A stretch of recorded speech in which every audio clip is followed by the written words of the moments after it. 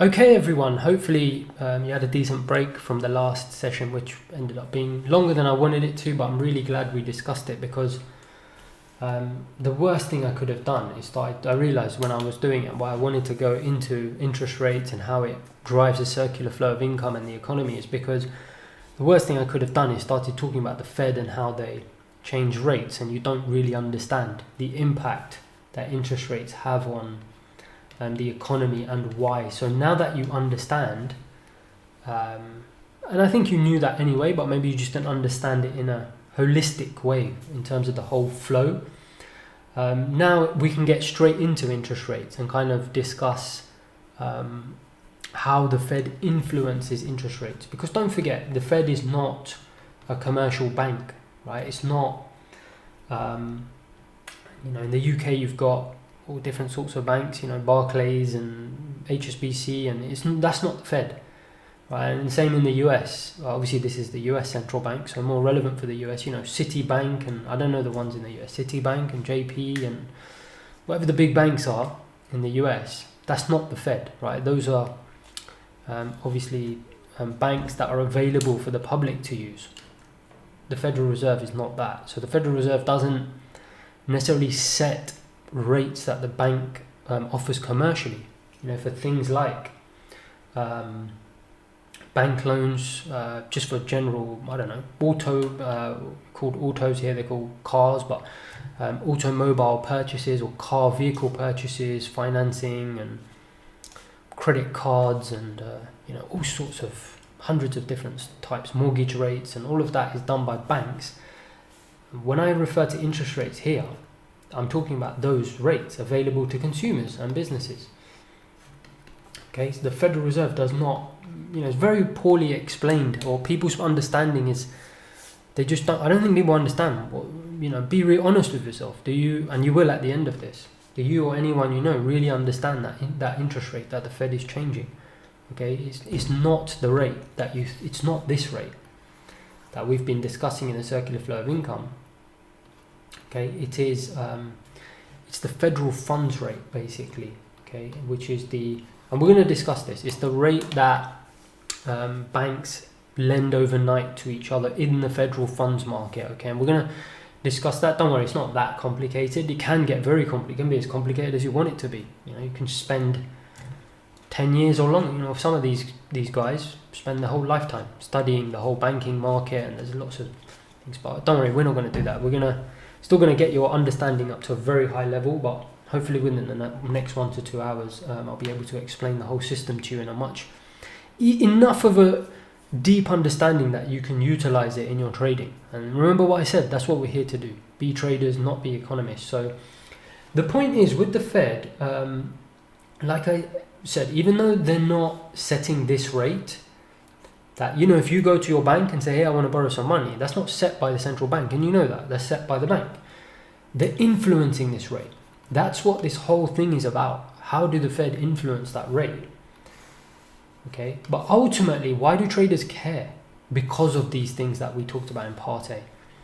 Because when that rate changes, everything will be impacted. GDP, employment, and inflation. And when those things are impacted, stock prices will have a direct impact, right? It's either going to be positive or negative and I say stock prices, actually that's silly. I shouldn't say stock prices. What I should say is all prices. It's because I trade the S&P, right? So I'm stuck in my head, the S&P. It's all prices, okay? Every single asset price in the world is going to be impacted. Even can be far-reaching, when the Federal Reserve changes prices. Even other markets get impacted. Emerging markets, your own market, if you're not in the US, will be impacted by changes in the US because it's such a large economy. We talked about this 20 trillion plus, right? Excuse me. So very, very important. Number one release on the calendar by far. Okay, this FOMC. Cannot stress it enough. This is why I've spent a lot of time on this, talking to you about all the circular flow stuff before I even started talking about the Fed. Why? Because cannot stress this. Okay, number one, and then maybe just behind it, you've got payrolls. Okay, and that's because of this link in the chain here, the payrolls link, right? Going to work, payrolls. And even that, I would say, is miles behind FOMC. It's number one. Payrolls is there, you know, and then all other data is just miles behind. Okay, it's just, I cannot stress this enough. It's almost like the entire month or 6 weeks or 8 weeks is all leading towards this meeting to see what the Fed is planning to do, because it will have a direct impact on the direction of markets for the foreseeable future, right? If the Fed decides, think about it, right? It's 2022 right now. You might be watching this in 23, 24, 25, 26, I don't know.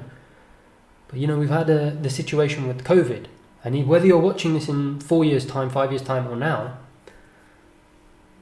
you'll be aware of the COVID situation, and you'll know in 2020 the market was in turmoil and it recovered, right? The stock market was about 30% down, and then it actually went to new all-time highs, right? So that was the COVID thing, and it was similar with all other assets, right? So crude oil, we remember, went negative and everything, right? Why? Because demand, C, everything, I can't even state this enough, comes back to C plus I plus G, right? Remember this, and that is pretty much your whole economics lesson there. And I'm not even exaggerating, you can, every time it comes back to that. What happened? Global demand fell, C collapsed, business investment collapsed, GDP collapsed. What would have happened if the FOMC had not intervened? What did they do? Reduced interest rates. Why? Because GDP collapsed, okay? And what happens when you lower interest rates? GDP goes up. Employment, in theory, should go up, okay? Inflation, in theory, should go up. If you remember, during the COVID time, I believe prices did fall quite a lot. Did eventually come back up, and in fact too much, right? Obviously as a side effect, kind of low rates, but also supply issues and supply constraints, and like I talked about, capacity constraints can also be an issue. We've seen that during the COVID situation. That was a massive issue, capacity constraints. But coming back to the point where we had this collapse, right, during COVID, what if the Fed said, no, we're not lowering interest rates, why should we bail the consumer or the economy out of this? You know, we're not going to pump money into the economy. What would have happened? Market would have completely tanked, right?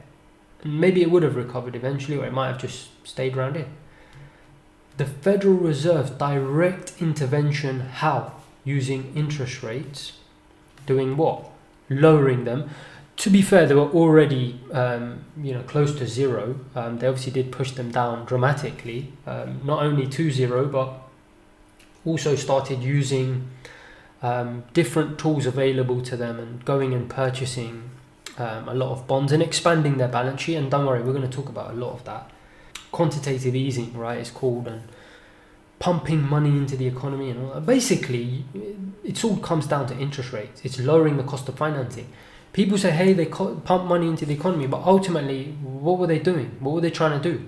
Lower interest rates at the longer term, in the longer end of the curve, right? In terms of the 10-year rate, because interest rates, they'd already put them down to zero in the front end. As you know, you must know this, right? The rate went down to 0%. You can't get it further down than that. But bond yields were obviously higher, so they were trying to push down these bond yields by purchasing basically these bonds. Look, end of the day, the point is, don't worry about all that stuff I'm talking about. We'll cover all that. The point is, who intervened in the stock market and caused the stock market to recover? The Fed. How did they intervene? Did they just go in and say, hey, everyone, buy the stock market? Or no, they used interest rates, is the point. That's my point. It's absolutely everything, right? That impacted GDP, that impacted employment. It caused, if you look at the payrolls, go and have a look at the sheet. I don't know if you've got it going back that far, because again, it depends when you're building this.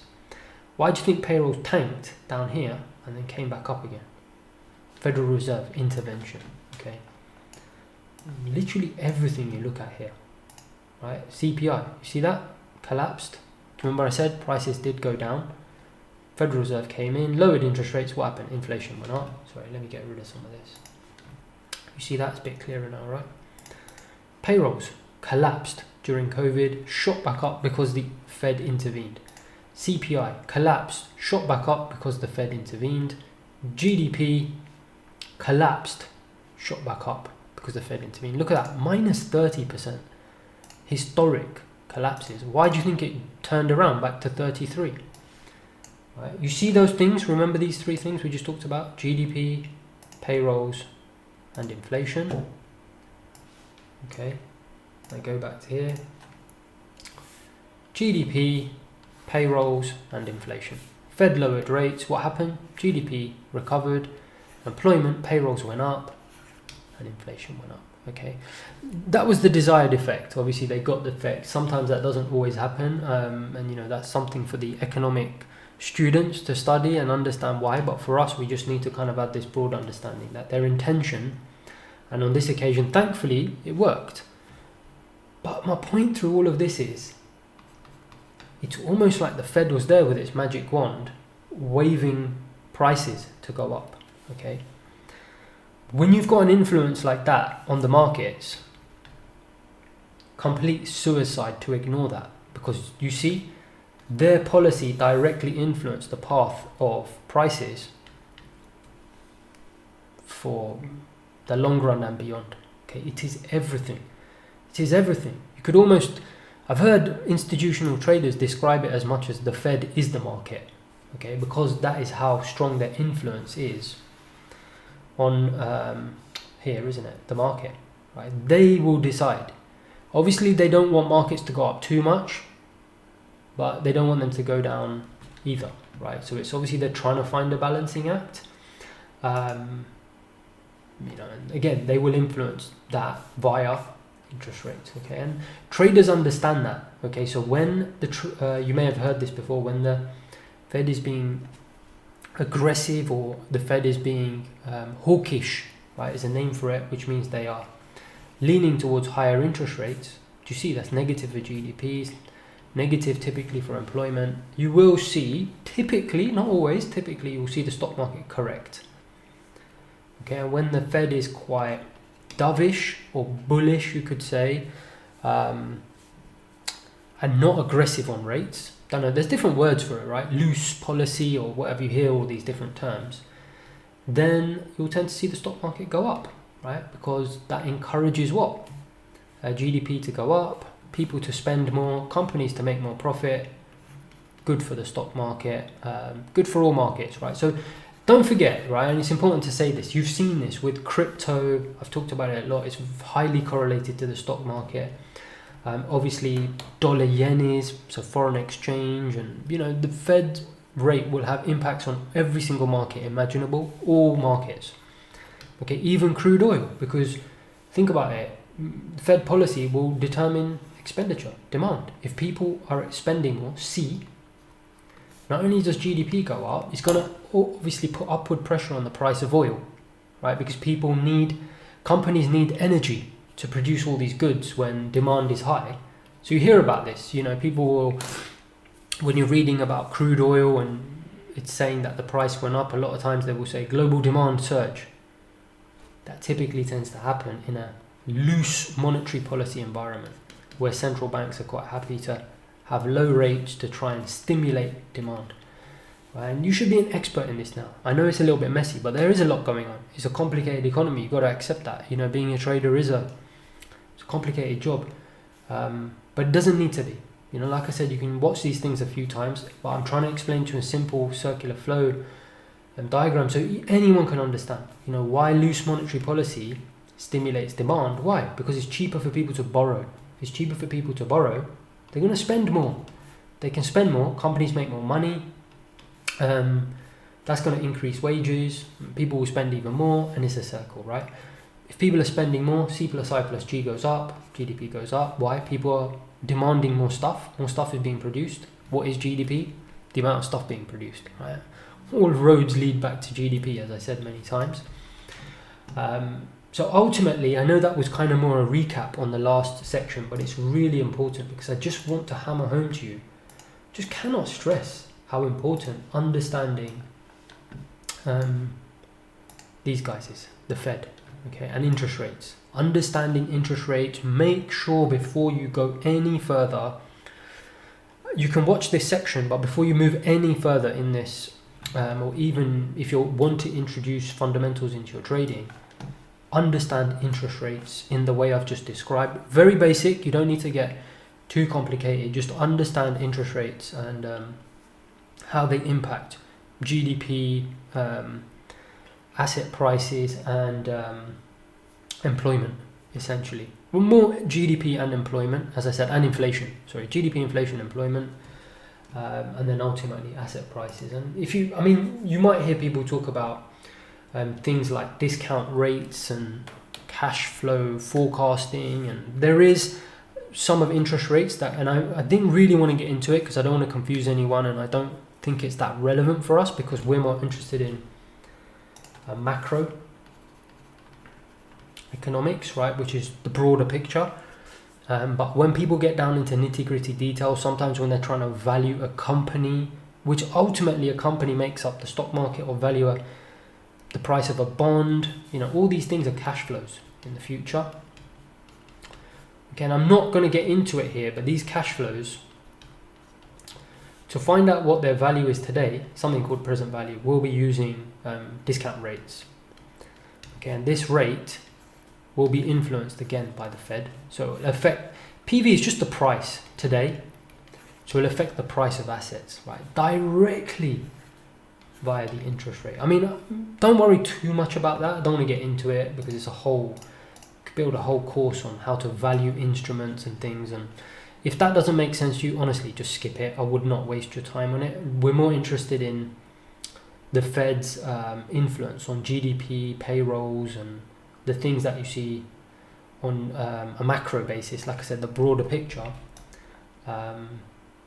Because ultimately, you're not trading individual assets, you're trading a broader asset, right? Whether it be a currency pair, whether it be the S&P, which is a composite, whether it be crude oil, which is driven by demand, essentially. So what you need to focus on are the things that I'm teaching you, basically. GDP, employment, and inflation. That is pretty much the major things in an economy. So that leads us as to why the Fed was even set up. It was set up for those things, okay? So there is a point why I even discussed all those things with you. So what happened is, and I don't want to get too much into the history, you can Google it, the history of the Fed, and there isn't that much. To be honest, you might find some videos on YouTube and stuff, and it's worth reading, right, or watching history of the Fed. Probably do a much better job than me, because I'm not here to teach you about the history of the Fed. I'm obviously here to teach you about the current day impact. But it's nice that you understand why the Fed came about. Very important. So do Google that, history of the Fed. Probably do a much better job than I would, and they'll talk to you. It's really interesting about the banking system in the US. Even though it's one of the most sophisticated and more stable now, it wasn't always the case. You know, in the previous centuries, you know, 1500, 1600, 1700s, 1800s, it was a mess. It was a complete mess. You know, a lot of that's to do with the history of the US and obviously colonies and all that stuff, right? And we don't want to get into all that. It's not a history lesson. This is about trading. But the point is, it is interesting. Okay, so watch those videos and you'll see how America functioned. Well, it actually didn't function very well as an economy. There was all sorts of, it was all over the place. It was very defragmented. There were kind of local banks, but not much structure, no supervision, no regulation. I'm laughing because it comes back to the circular flow of income, right? It's kind of like you've got households, you've got these businesses, okay, you've got expenditure.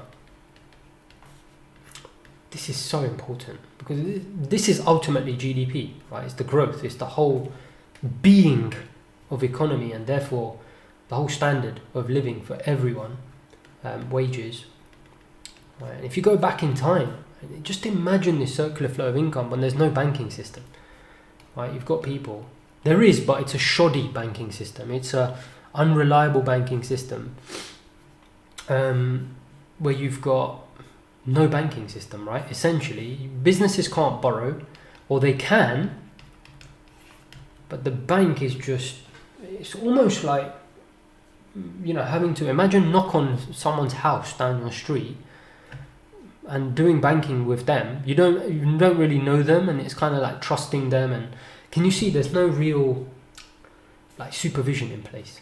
You know, banks were kind of, I think I heard the term wildcat banks, and it's just horrible system in place at the time, all over the place. And obviously America's a big country, so they would have, wouldn't necessarily be a branch, it might be different banks, XYZ here and one there, and all different banks not linked to each other. And you know, if you happen to be a person there, and then you're in this little state over here, and there's just bank there, and then you're in this state, and you happen to be dealing with this bank here, and you're in this state, and they're not even banks. I don't even know what to call them. They're more like I said, people's houses. Or I mean, it really was that bad, the banking system. It was kind of so disorganized. It was almost like walking into a pub, right, where you drink alcohol, walking into there and just doing your banking with the bartender and just saying, hey, you know, do you mind lending me some money, and I promise to pay you back. Or he'll say, yeah, don't worry, you can give me your savings, and I promise I'll keep them safe for you behind the bar. It was that bad. Like I said, watch YouTube. There's a lot of interesting videos on there about this that I've watched in the past, just when I was bored. Probably have quite a sad life to be watching those things, but I remember watching them in the past, and they do a much better job of explaining how the banking system came about in the modern world, from the need to just fix this situation, this problem of basically not having a functioning society that could run in a stable manner, right? Because let me actually give that to you diagrammatically, right? Because it's easy to say that, and it's actual common sense, right? If you think about how life would be without banks, I know people don't often have good things to say about banks, but we need banks. Without banks, there would be no economy. The whole thing would collapse, because, as you know, there'd be nowhere to kind of put your money. You wouldn't be able to function. How would you do transactions? How would you buy things? How would you borrow? How would you lend? How would the economy function? So many things, right? It's obvious. It just wouldn't function. Now imagine what it was like hundreds of years ago, or even 100 years ago, where the banking system was very defragmented, and like I said, almost like walking into a bar or a pub, saying to the barman, here's my savings, wages come in, I'm not spending all of it, take some of my savings, I'm literally going to write here pub, because it was that bad.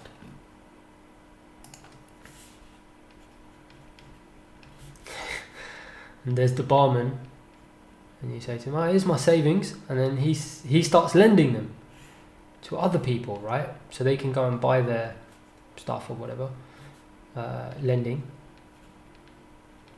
Okay, and if this person can borrow, he's going to spend, right? They may also lend here.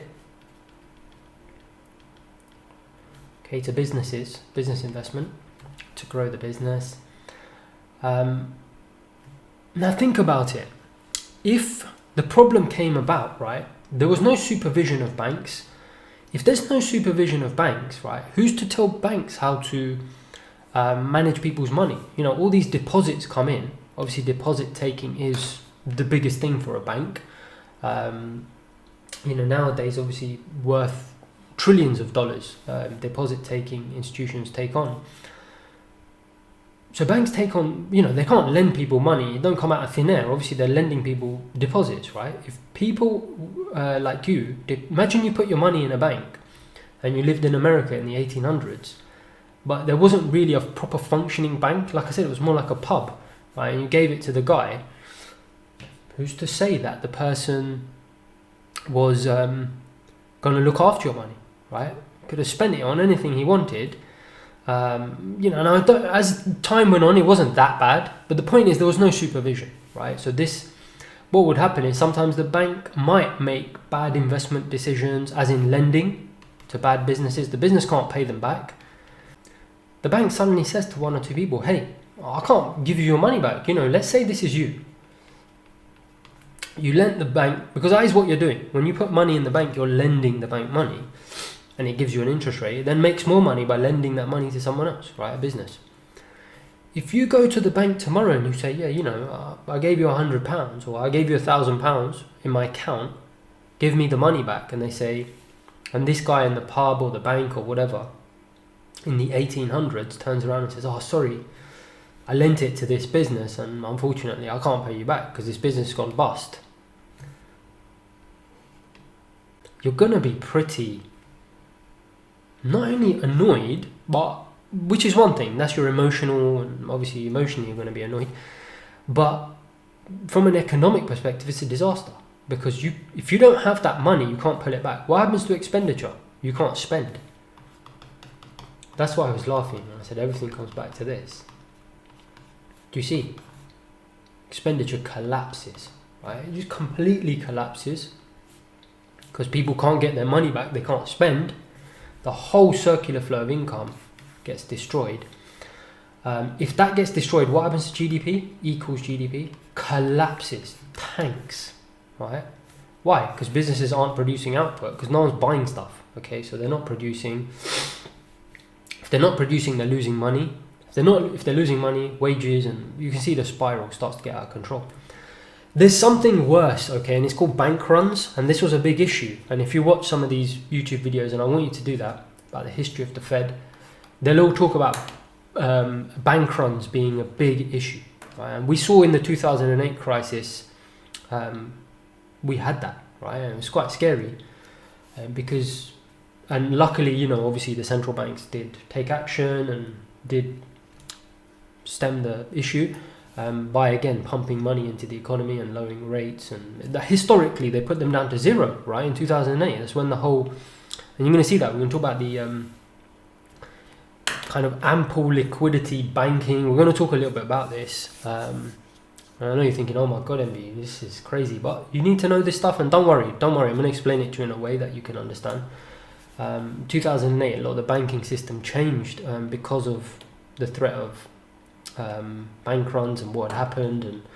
But the point is, in the 1800s, this was like a one-off, okay? It happened and the Fed was there to be able to manage that situation. This used to happen frequently in the 1800s. That's my point. That is the point. Is, let's say you're a bunch of individuals here, right? And you're in this state in the US, right? I don't know. Just make up a state, New York or Kansas or whatever. Right? I'm just making this up. You live in this state. There's this one bank here, and don't forget the banks are not linked. They're all over the place, right? And let's say there's a bunch of you here, and you've all lent your money to this guy or whatever at this dodgy bank or pub or whatever that has no real supervision. And he obviously promises to give you a small interest rate or whatever for your savings. He lends all the money out. Let's say one or two businesses go bust, or he spends the money. I don't know whatever the reason is. I don't know what went on in the 1800s. Probably not very good stuff. One or two of you go in and say, hey, I want my £100 back, right? So I can go and buy something. I need my savings back. A bill, I need to pay a bill or something. He says, sorry, mate, I can't pay you back. I don't have enough money to pay you back. You go and tell your mates who also have savings there. Suddenly, what's going to happen? Everyone's going to go to that bank and say, I want my money. They're going to start panicking. It's called a bank run. Okay? It's absolutely devastating for a bank. It will completely wipe the bank out. Because banks obviously don't keep 100% of deposits. We'll talk about reserve requirements with the Federal Reserve, which they've now taken down to zero, but it used to be around 20%, then 10%. There was, when the Federal Reserve was set up, they'd have a reserve requirement for commercial banks to hold money with them to avoid these issues of bank runs. Like I said, a lot of it, I said this before, a lot of it is about credibility and having faith. When it comes to inflation, people's behaviors change. They've got to have faith that the Fed will keep it at 2%. The same way they've got to have faith that your bank, let's say your wages go to your bank, you've got faith that your bank is always going to be able to pay you that money, right, when you need it, on demand. What if tomorrow you found out from your friend that the bank that you've put money in is in trouble, right? They're not able to pay other people's deposits back. Are you going to be comfortable about leaving your deposit there? No, you're not. You're going to start asking for it back. Everyone's going to, the whole street's going to start asking, who banks with that bank is going to start asking for it back. Hopefully that's clear, right, what a bank run is. And it's devastating, right? If everyone goes to that bank, the bank is going to collapse. If the bank collapses, the whole system will collapse. The entire circular flow of income, gone. No consumer spending, no business investment. Governments will obviously be in problems as well. Export, import, business, forget it. GDP, collapse. So this is what was happening in the 1800s and before as well. Obviously before that, I don't even know what there was. I don't even know there was any, even this basic banking system. But what was happening is banks were either mismanaging money, or there was a lot of panic and communication was poor and rumours, and this bloke would tell that bloke, hey, I went to this bank in the local town and they couldn't pay my money back, you better go and pull your money out. And then this person talks to this person, and before you know it, the whole town's running to the bank or the pub or whatever and saying, I want my money, I want my money. The whole banking system collapses. They can't lend to businesses. Businesses can't invest. There's no business investment. People are losing their money. They got nothing to spend. The expenditure part, and this is messy, but I've taught you this in a clean way, so that's why I'm keeping it a bit messy. The expenditure, this, remember, C. How can you spend? If your entire money in the bank, you think about it, put yourself in this guy's position in the 1800s, your entire life savings is in a bank. Imagine the bank went bust tomorrow. Are you going to go and spend money? No. What's going to happen?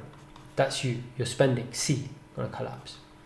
GDP is going to completely tank. Can you see? This was happening with so much regularity in the US and probably everywhere around the world. GDP, right? It was all over the place. It was all over the place, right? Inflation, all over the place. So obviously Congress at the time, I think it was around the 1900s, decided, okay, something needs to change here. We need to have a proper banking system, right? We can't keep having these bank runs, and every time we have a bank run, people's lives are devastated and GDP collapses, and then we got to build things back up, and then it collapses. We have another bank run because banks are off doing their own thing. They're all over the place. They're not connected. There's no supervision. It's all over the place, right? You cannot function as a society like that. So in around the 1900s, I believe it was 1913, Congress set up the Federal Reserve System, so the Fed. Okay, so they passed an act. Again, I'm not an economics or history teacher. You can go, I want you to go and research this. But it will be quite I've found anyway, I think it'll be quite confusing. So best place really to start, let me show you. So you've got let me just load it up. Right, so you've got the calendar. Okay, don't worry, we're going to do a lot of this together, but I don't want you to take my word for anything. I want you to look into this stuff yourself. It's very important, very, very important. Okay, it's almost like when you're taking trading decisions, you need to have the confidence that what you're doing is makes sense. So don't just take my word for it. We will go through it, but I want you, when you go through it, the reason I like to teach you as well is so you can see a lot of this stuff, because it might, and I don't mean this in a patronizing way, it probably will be quite confusing, because the Fed has a 200-page document,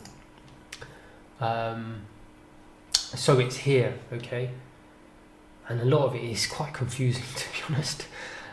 So it's better that I explain. And look, you're paying me for a course, and that's what you're doing, and I want to deliver, so let me explain it to you and do my job.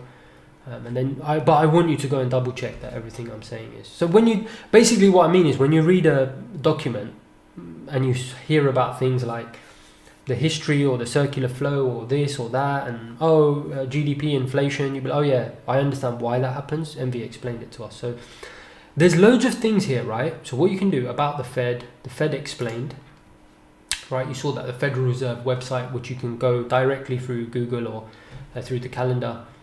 Can you see this complete publication? Click on that, and that's it. The Fed explained. It's 135 pages. Okay, I want you to read this. Okay, read it. Right, it's really going to be good for you to read it, but read it after I've explained everything to you.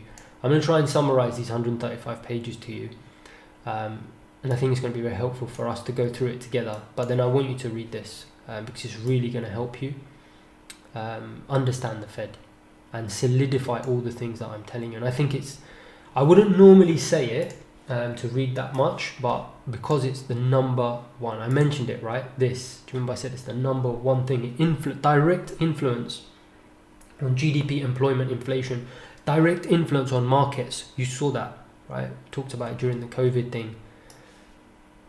The Fed is the market, right? They could easily have decided they didn't want the stock market or this market or the currency market or crypto market or whatever market to recover, and they could have taken different actions and it would have had a drastically different impact. Okay, so you need to read this. Basically, I cannot stress that enough. Read this document, understand it, do some research, Google the Federal Reserve and whatever, and also in a kind of how do I say it, almost vindication for me, I want you to read it because I want you to see how useful these long sessions I'm doing with you are and how I explain it, because I believe the way that I explain it is so much more understandable and simple than reading these documents and things you'll find on Google. I feel there's a lot of misinformation as well, and it's not explained quite well, or it's just way too complicated, okay? But read it. So I made my point. Let's go through it together. So in around 1913, like I said, I think it might have been 1913, 15, whatever, early part of the 20th century, they set up the Federal Reserve. Basically, what we're going to do is I'm just going to explain to you a little bit about the function of the Fed and the FOMC. Really important that you understand that. And then we can talk about some of the mechanisms they use to influence interest rates, okay? So the first thing I want you to do, right, is if you go back to the Federal Reserve website, so FOMC, first thing to understand, right, so let me not do this straight away, let me get rid of that. So the Congress did set up the Fed, like I said, for the reasons that I already mentioned, to avoid bank runs, to have some system in place that would create a coherent banking structure, right, and bring some stability to people's lives. Because don't forget, the job of Congress is, it's not only economics, it's about just a functioning country as a whole, right? It's the legislator, it sets laws in place for the functioning of a country, right? And it realized we can't function like this. People's lives are being devastated, their savings are being lost, and imagine you can't even go to a bank and trust your savings, right? Borrowing can't happen, and the circular flow of income just collapsing every few years when banks are doing all sorts of nonsense, and there's no cohesion from one state to the other. The whole banking system's a mess. We can't have an economy like this, right? How do we have stable growth 2% a year? How do we have stable inflation 2% a year? How do we have steady job growth? How can we create a society where unemployment is low, right? Obvious things that every kind of legislator or economic, or I guess country system would want, right? So they set up the Fed, they went about setting up the Fed. But initially what they did is, so what I want you to do, just have a look at this. So, no, I don't think it's a structure. Yeah, it is a structure. So initially what they did is, you can see here. So can you see here, it says, in establishing the Federal Reserve System, right? So can you see here, the Federal Reserve System? So Congress, Federal Reserve System is the central bank of the United States. It performs 5 functions. You can have a look at all of this, right? Nation's monetary policy to promote maximum employment, stable prices, and moderate long-term interest rates. We talked about that all the time. Safety and soundness of individual financial institutions, like I said, to stop institutions or banks misappropriating people's funds, and just having some supervision so people can trust in the banking system, to put their deposits there, and then obviously banks can then go and lend to businesses and help the economy grow, and so on and so forth. Payment and settlement systems, obviously you need systems in place to be able to deposit and pay things out, your online banking and all that stuff. And then consumer protection, community development, all sorts of I guess general things to just promote well-being within the community and economy. So all pretty obvious stuff why they would set up a Federal Reserve System. Okay, the point I want to make is initially when they set it up, so in establishing the Federal Reserve System, the United States was divided geographically into 12 districts. Okay, and the reason I'm mentioning this is because they still exist today. You might hear this a lot when people talk about the Fed. They'll say the Kansas Fed, the Atlanta Fed, Dallas Fed, the New York Fed. Basically what it is all these regions have reserve banks. Okay, so and that's what I'm going to describe to you when I do the whole thing, and you can do your research on this as well. But the Fed, which you hear about, the Fed, okay, they can't control the whole country. It's very difficult for them to enforce monetary policy everywhere. So what they do is they have 12 banks, federal banks, underneath them. Okay, you can always think of them as 12 mini Feds. Can you see them here? Okay. Atlanta, Chicago, St. Louis, Minneapolis, Kansas, Dallas, San Francisco. Okay. And then obviously the board, right, that will sit there, the Federal Reserve Board, which we're going to discuss in a second. But point is, that's how they've set it up. Initially, when they set it up, they split it out into, and I think it's how the regions were. It's not necessarily done by state or anything. It's just how the regions were in 1913. But my point is that the Fed is actually not responsible for the country as a whole. It is, but it's more responsible for giving guidance to the 12 mini Feds underneath it. So each federal bank within these regions will supervise and make sure that, open market operations or whatever needs to be done to make sure that if the federal funds rate needs to be at 0.25% or deposit rate or reserve requirements, or, all these things that all the banks locally, so you'll have, all the commercial banks, thousands of commercial banks, can be supervised and managed and regulated, and and obviously the money market operations and bond operations and all this other stuff that they do. Does that make sense, right? Because think about it. It'd be very difficult for the Fed, if it was just one bank, to then go and supervise this whole piece as one go. It'd be very difficult, right? So what they do is they have different reserve banks, basically. Federal Reserve Banks, they're called, the Fed. So the main Fed, right, so there is one big Federal Reserve, and then it will have these 12 underneath them here, split into that, okay? Which means it makes supervision much easier, and they can, Boston Federal Reserve can take care of Boston, New York Fed can take care of Fed, Philadelphia can take care of Philadelphia, and then all of these will report back into the Fed. But ultimately, the Fed will be the one making the interest rate decisions, policy decisions, framework decisions, things to make sure that the goals that Congress set it, price stability and maximum employment, all of that is met. That will be done by the Fed. And then, like I said, the actual policy enactment and forcing those interest rate decisions to feed through the economy are done by the local Federal Reserve banks, and also the operations as well, the day-to-day operations in the markets that the Federal Reserve does obviously interact in. So that's what I wanted to mention. And actually, just one final thing, and you might hear about this if you study enough outside, when you go and do your own study, is this was also set up this way because initially, because there wasn't so much in terms of, I don't know, technology, and transport was very basic in those days. So a lot of these kind of areas within the US were very separate. They were still very separate, almost like little countries.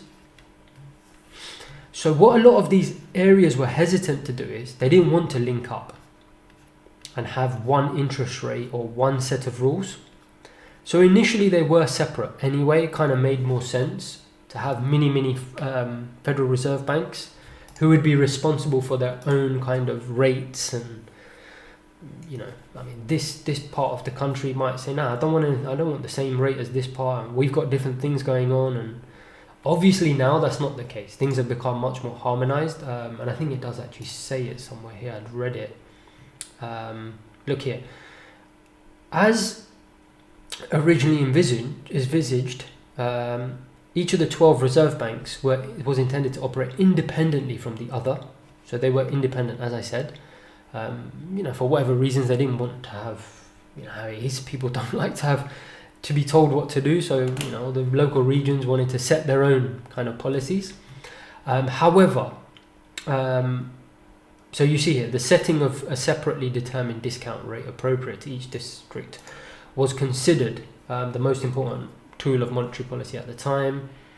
The concept of national economic policy making, i.e. what the FOMC does, was not well developed, and same as impact of open market operations, which we're going to see as a tool the Fed used quite heavily until recently to influence the federal funds rate, which is the interest rate you hear about, 0.25, 1%. Fed just raised interest rates, right, and all of that. They used the open market operations until, I believe, 2008,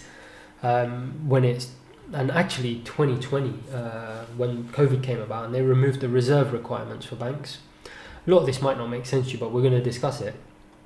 And that all changed. I think it's written here about technology, or you can have a read of it anyway. It's quite interesting. Here you can see it here. As the nation's economy became more integrated through advances in technology, communications, transport, and financial services, the effective conduct of monetary policy began to require collaboration and coordination. That was accomplished in part through the revisions in the Federal Reserve Act 33 and 35, and created the modern day FOMC. And that's how the FOMC came about. Was then the FOMC, essentially became like a overseer and of rates throughout the whole country, whereas before it was set individually. You'd have a discount rate set individually. Now, as we know, the FOMC obviously sets one rate, the federal funds rate. So it is all harmonized, and that's how the FOMC came about. I just wanted to mention that to you,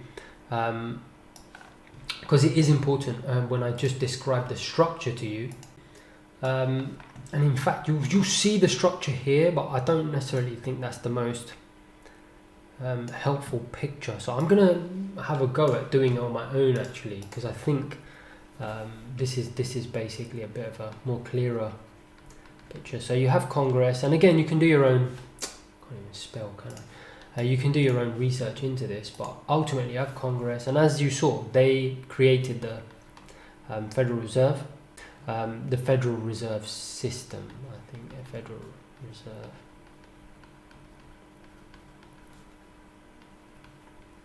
System, or the Fed. Okay, it's basically the central bank. Okay, the US central bank. Now, obviously, this central bank, right, or the Federal Reserve, right, it can't just run itself, right? It needs human beings. It sounds crazy, but it sounds so ridiculously obvious, but I have to say it, basically. It needs human beings. It's the best way to, and that is the Federal Reserve governors. So let's draw that, Federal Reserve. Okay, governors. It's like a board, basically. Board of governors, I should say, board. of Governors. Okay, and that is 7. So 7 members, including chairman. Okay, so and at the moment that's Powell, Jerome Powell. So I don't know who it is. When you go and watch this, it could be someone else. Okay, and those members are picked by the president.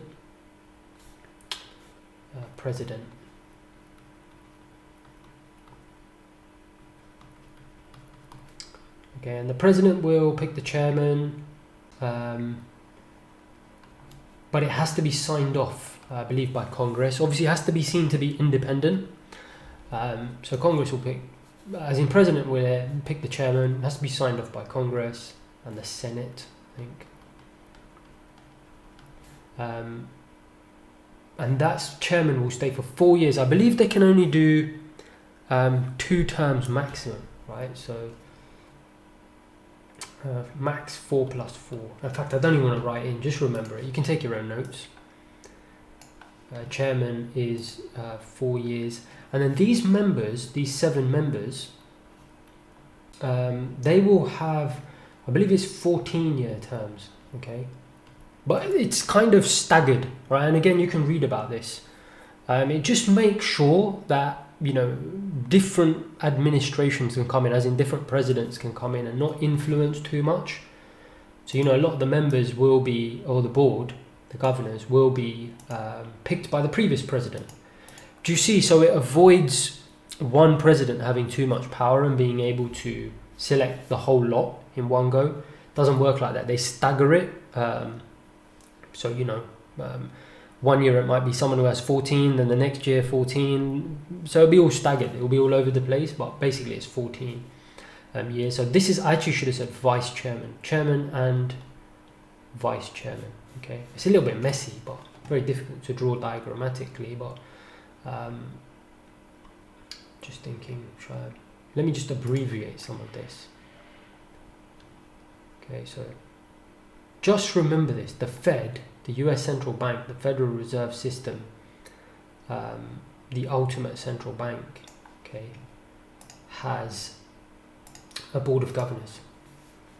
Okay, and they're responsible ultimately for the 12 Federal Reserve banks underneath them that we just described. That's why if you look here, if you remember, these 12 Federal Reserve banks, that's what they are responsible for, okay? You know, just making sure that they're doing their supervision properly and setting policy for them, giving them budgets to do their work and all that kind of stuff, right? So beneath the Federal Reserve System, obviously you've got your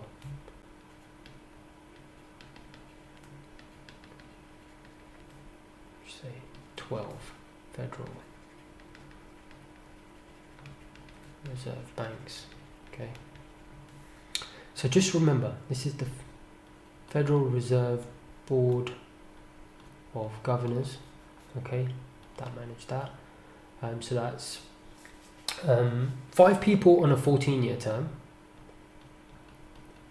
okay, and 2 on 4-year terms, okay. President and vice, or chairman and vice chairman. Sorry, not president. What am I talking about? Chairman and vice chairman. So, you know, Jerome Powell and Yellen and all these people we hear about, right? That's the chairman. And you'll see why this is important.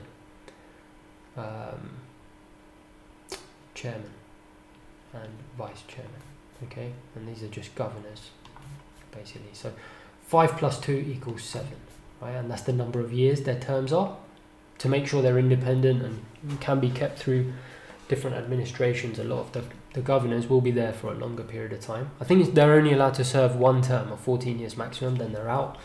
And these are 4 years each. Then the point is, you've then got the 12 Federal Reserve banks underneath. And the best way to think of this, right, is the reason I'm drawing all this, because I want you to see how the FOMC comes about. I know there's a lot of things going on here, but it's really important because, like I said, the lack of understanding is unbelievable about the FOMC, and it's the most important thing that influences market, and yet people want to be traders. I mean, it's a complete joke, to be honest. It's important to understand this, and you will understand it. Okay, so just stick with me. The FOMC, okay, is basically, how is the FOMC made up? Okay, so the FOMC is these 7 people, okay, the Federal Open Market Committee, okay, it has 12 members in total. So I mean, basically, how is it? I'm just trying to jog my memory because it's been a while since I've even looked at this stuff, but basically it is pretty straightforward. So it's 7, so the governor or the governors of the board, Federal Reserve Board, so 5. Chairman, we know, right? We already know Powell and whoever. I don't know who it will be at your time, but in the past, obviously, you had some very famous chairmen, Greenspan, Bernanke, Yellen, obviously Jerome Powell, and if I've forgotten anyone, hopefully they forgive me, not that they care that they'll ever watch this. But yeah, so you got the 7 of the FOMC, but actually it's 12 in total. Okay, so there's 12. You may know this already. So the FOMC, so what is the FOMC? Obviously it's a committee set up, as I said, in 1933, because initially you had what? If you think about it, do you remember we were talking about this, about the Federal Reserve System? You had, everything was done separately. They all had their own discount rates that they set locally to try and influence the region's GDP, I guess you could say. Now that everything is so interconnected and done as one, the Congress set up in 1933, the FOMC, and said, hey, we don't want these Federal Reserve Banks setting their own rate here, this guy sets his own rate here. No, we want it all done together. To do that, let's set up one committee to do that, basically to control monetary policy. So that's what the FOMC does.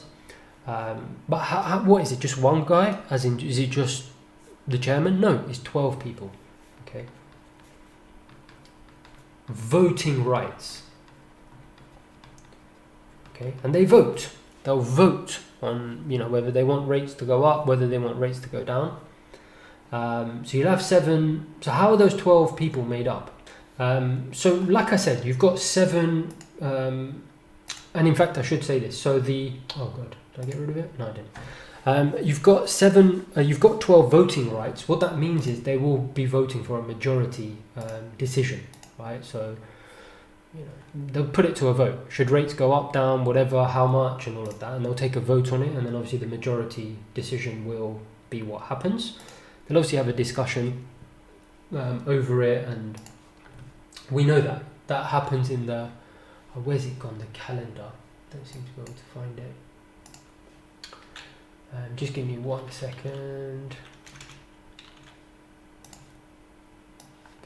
This calendar, right? You can see the FOMC meeting. Right? Why do you think it's 2 days? Over 2 days? They'll all sit around the table. They'll have a chat, decide what they should do, have a discussion, and then take a vote on it. Hopefully, they generally they do tend to agree. Obviously, sometimes there'll be some dissension, I think they call it, but generally they do agree. But point is, these 7, how do they all get made up so it's fairly balanced? Well, like I said, the 12. 7 come from the Federal Reserve Board of Governors. What about the other 5? So that's where the Federal Reserve banks come in. Okay, so what happens is, out of the Federal Reserve banks, the Federal Reserve, and I don't know if I'm doing the acronym correct, but the Federal Reserve Bank of New York has a permanent Bank of New York. So each of these 12 banks will have a president.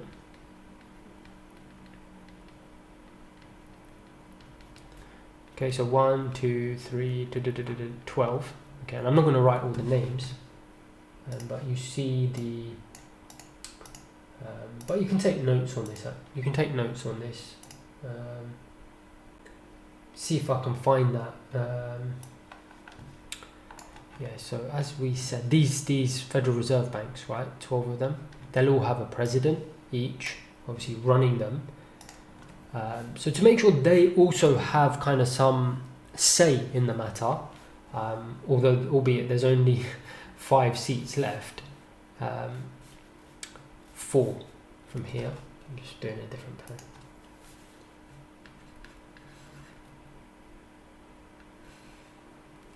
We'll sit there.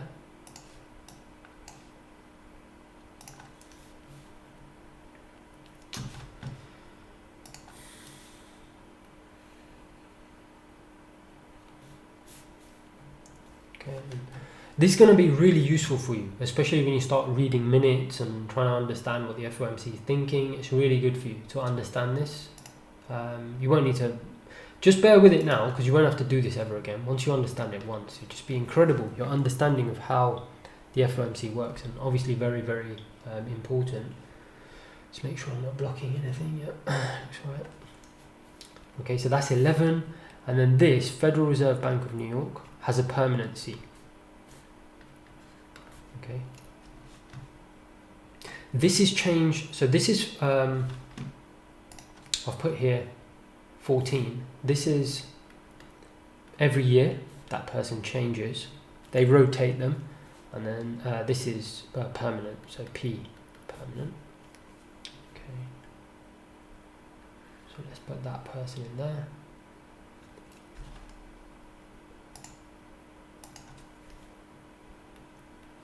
Okay, what's 7 plus 1 plus 4? 12. That's the 12 committee members. Okay, so when you hear about this all the time, the 12 committee members of the FOMC voted to do this or voted to do that, or this committee member dissented, or this committee member had a difference of opinion with everyone else, or whatever. This is how they're being made up. Okay, so 7 of them will be from the Federal Reserve Board of Governors, including the chairman and vice chairman.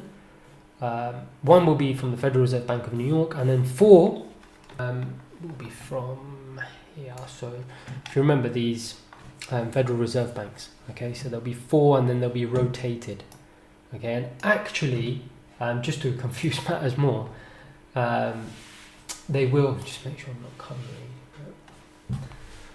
I've been sitting here for ages, so I need to just have a little stretch. But all of them will be at the meeting. All the presidents, they will all be at the meeting. Okay, so it'd be rude not to invite everyone. They do get, but they just don't get voting rights.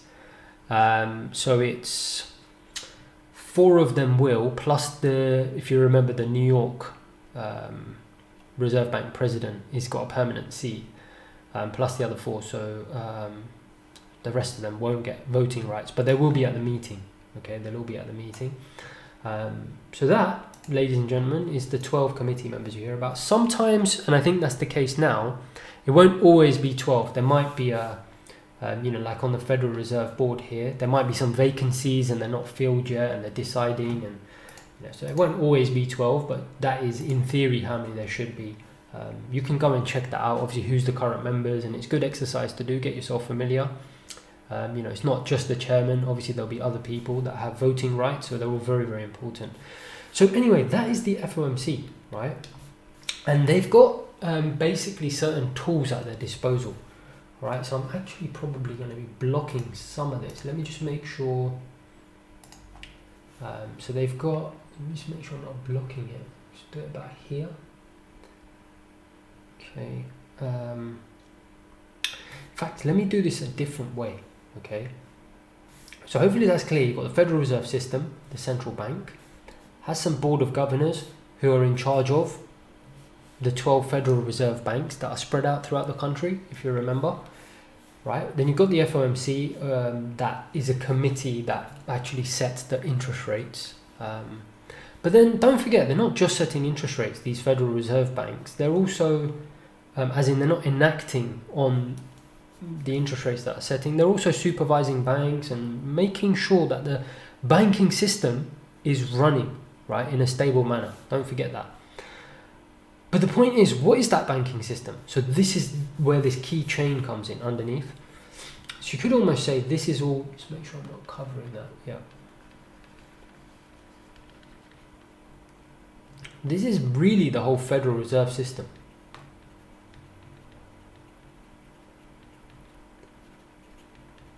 Okay, everything above this line Okay, so the FOMC, the 12 Federal Reserve Banks, but then these 12 Federal Reserve Banks, this map is so important to keep referring back to. These 12 Federal Reserve Banks, San Francisco, Dallas, Kansas City, blah, blah, blah, blah, all these Federal Reserve Banks. Okay, so they've got 12, right? 2, 3, 4. I'm not going to draw 12 arrows, but that should be 12. So just imagine all of these arrows pointing down to these regions. These 12 regions. Okay. So you've got a different president. Here they are. Different president for each one. So imagine that's president of New York. That's the president of Kansas. That's the president of... And the function, the bank.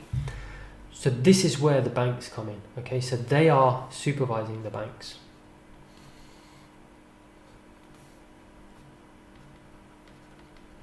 Okay, I don't know. You can check this. I don't. Again, forgive me. I'm not an economics teacher, so I don't really remember this. But I think it's around 6,000. It might even be more. Banks, commercial and private banks. All the banks, all different types of banks. Basically, they'll be supervising them. Okay, making sure they're following the rules, making sure they're not doing anything silly, making sure that they're following the reserve requirements that are set by the Federal Reserve, by the Fed, which we'll talk about in a second. Making sure that the policy that the Fed set is being enacted and pushed upon banks. Obviously, if the Fed wants interest rates to go up, like I said, it's not the rate in that circular flow of income, right? With the households and businesses. Okay, that rate that we borrow at, okay, and these businesses borrowing for B, for borrowing, and savings goes the other way. That borrowing is done by these banks. So these banks will have their own interest rate. Do you agree? Okay, and that is where, in fact, what I should have done, let me do it here. This is where the circular flow of income comes in, okay? Here. I've never seen it, like I said, I've said this a few times, but it's true. I've never seen it explained like this. If you understand it like this, I think it's the best way to really wrap your head around it. And the banks will then be savings,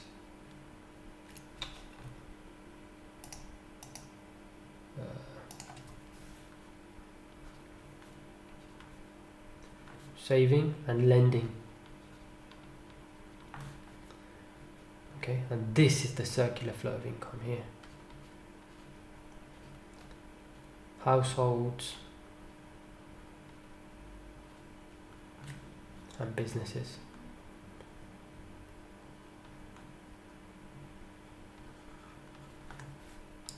Expenditure, wages,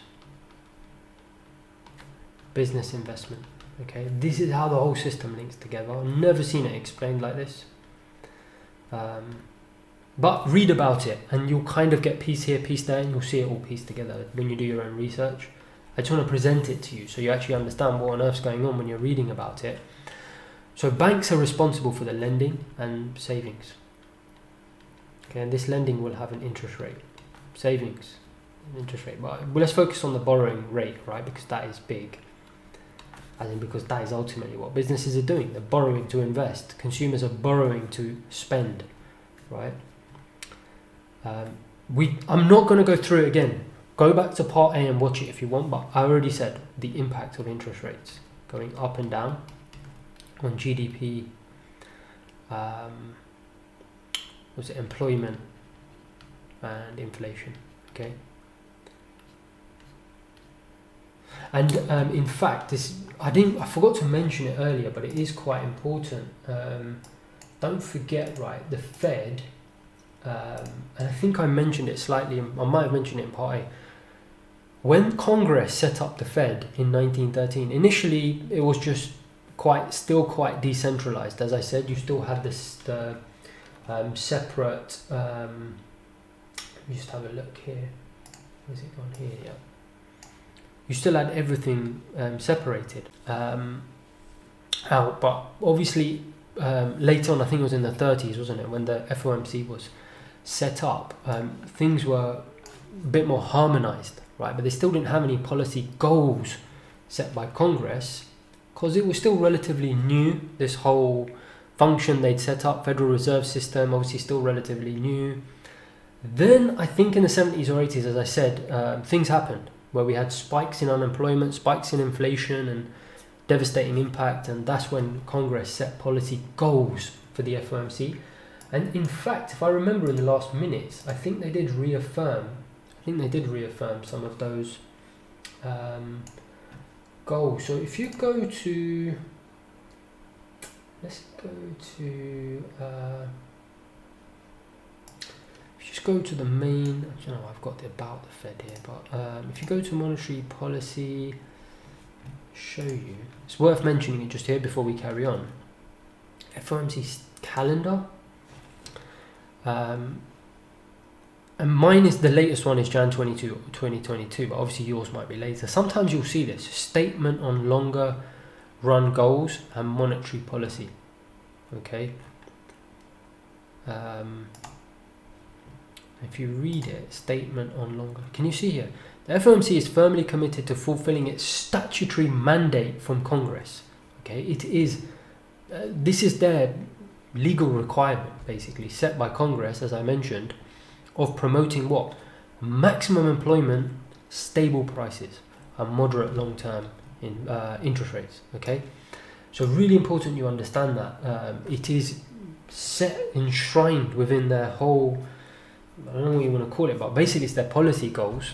That is why the FOMC exists, and that is their job.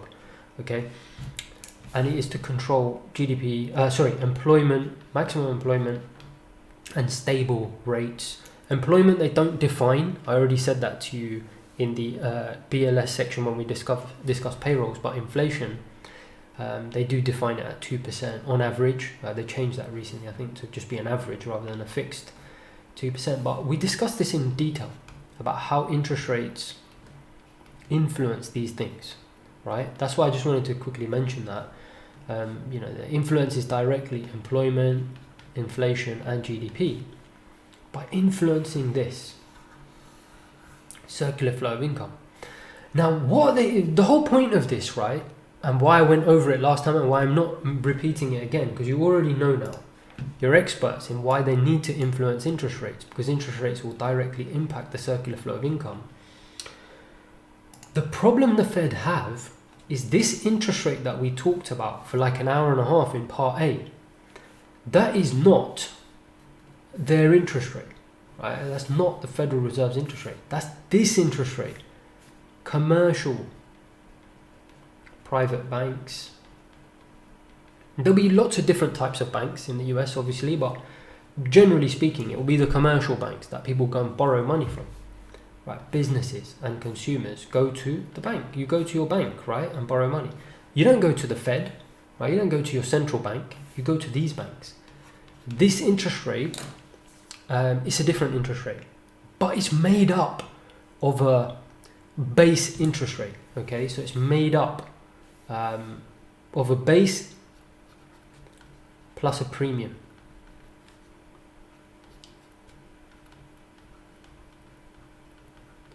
Okay, that's kind of a risk premium. So what it is, the banks or the Fed will try to influence this rate. They can't necessarily influence the premium, right? So, for example, obviously it might cost the bank 2% to borrow money, whether that's through having to pay deposit rates or having to pay, as you're going to see in a second, money in the Federal Reserve overnight market, which is the federal funds rate, basically. Okay. Depends on that. There'll be some sort of blended rate that they will. Don't really need to get into a lot of this, but kind of just understand it generally, that the bank will have a cost of borrowing money, right, themselves. Some of that will be through paying a deposit rate. Some of that will be from paying rates in the overnight market, in the money markets, and Federal Reserve funds rate, which we're going to talk about in a moment, federal funds rate. that it could be kind of seen as the cost, the base cost of their money. They'll then add a premium on top of that, right? And that will generally be a risk premium, because, you know, or some profits or whatever. So they want to borrow at 2. Would you agree? Not everyone gets the same interest rate, right? You might get 5%. The bloke down the road might have a better credit history than you and get 4%. The other person down the road might have a terrible credit history and have to pay 10%. If you borrow a credit card, it's 30%. If you borrow mortgages, it might be slightly. Do you see? It's a different rate. But interest rates can be different. But what they're trying to do is they're trying to influence this. The base kind of cost for banks to borrow, because if that goes up, then all the other rates are going to go up. Do you see that, right? So this risk premium you may not be able to influence, but this base cost of borrowing for the bank, you're going to be able to influence. Okay, now this is where it gets really interesting. Okay, how do the Fed influence? And if you don't want to think of it in terms of a base and a premium, don't worry. But basically, how do the bank influence, or the Fed, Federal Reserve, and the reserve banks, and essentially the FOMC, how do they influence this interest rate that you are being charged, that businesses are being charged, that people are being charged for mortgages, for loans to buy cars and automobiles and whatever it's called, all sorts of things, right? Credit cards and so on, this base cost of borrowing. And then obviously the bank can put their premium on top if they want to make their money, but just generally, how do they're going to have to influence this interest rate somehow. Okay, so there's various ways of doing that. All right, so I'm just making sure I'm not taking up too much. Let me clean some of this up if you don't mind. Okay, and this is where I think there's a lack of understanding when it comes to, you know, why it matters. Well, how does the Fed interest rate go up, and what is it, and all sorts. And that's what they're doing. Okay, they're trying to influence this interest rate, but you have to understand that interest rate is not the Fed funds rate that they talk about when they say rates are going up and down. All that is a mechanism for them to try and influence that rate, okay, by influencing the cost for commercial banks to borrow money. And there'll be other ways as well. So what they've got is they've got 3 main tools. They've got reserve, and again, I want you to do your own research on this. I think a lot of it is in that 150-page booklet that I've given you homework to do, but basically you've got reserve requirements, and I'm not going to go into massive detail about this, but enough so that you understand it. You've got reserve requirements, you've got open market, open market. So what I'm going to do, actually, if you don't mind, it might be easier, I'm going to get rid of the circular flow of income, okay, because you're experts in that now. You can see why, how this whole system works, right? And I'm going to show you, it's going to be easier. If I get room to make sure it's recording, yeah. Let's get paranoid about that. I'm going to show you how this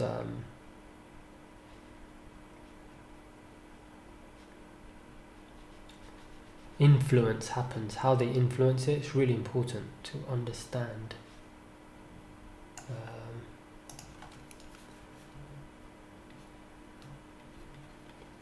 Commercial, private banks.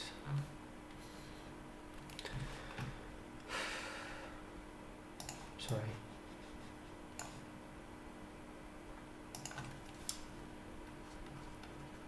Commercial. It makes sense why I'm doing this, why I've changed it.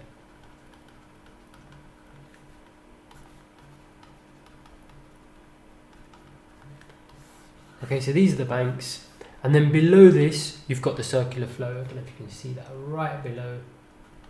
You've got the circular flow of income. Okay, so we know how banks can influence the circular flow of income by rates they're charging people, and obviously lending and borrowing and all of that stuff.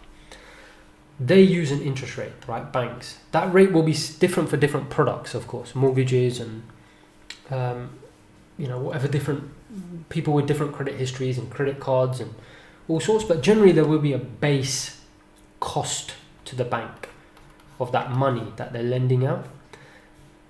That sort of base borrowing rate is what the Fed is trying to influence. Okay, so how can the Fed influence how much it costs banks to borrow money themselves that they then go and lend on, right? If the cost of borrowing for banks themselves goes up, do you agree they're going to put their own interest rates up, right? If the bank is got money coming in and the rate that it borrows at goes up, it's then going to charge other people more.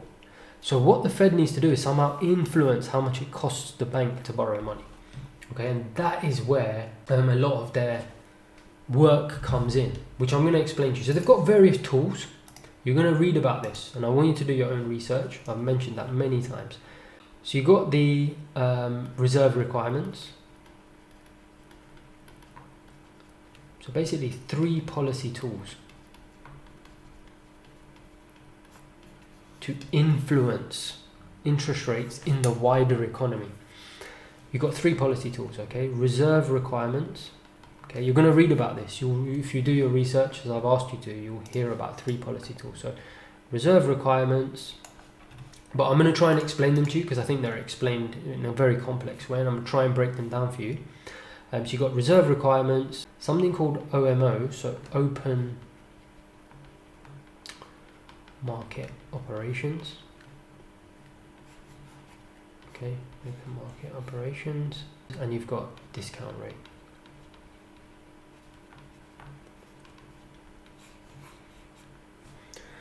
Okay, so those are the main 3 policy tools, and things have changed a lot as well in the last few years, since 2008, about how they use these. Let's first start with each of these and traditionally how they've used them. So what they used to do historically, right, and I'm sorry, you can blame the Fed for this, or you can blame the economy, and I'm just a messenger ultimately.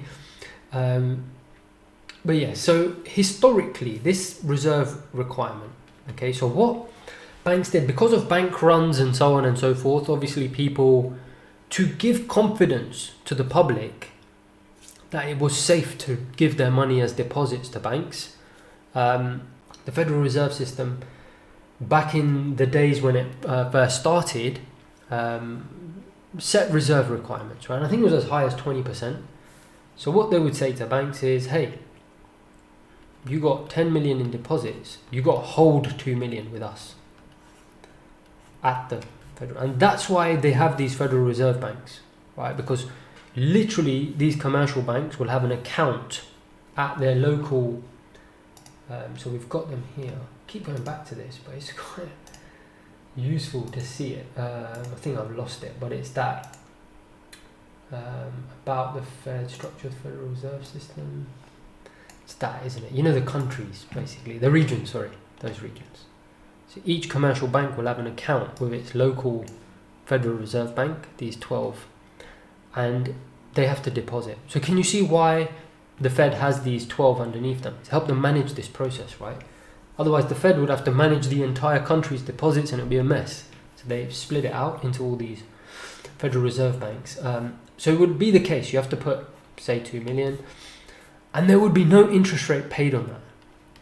Okay, so the Fed wouldn't pay any money on that.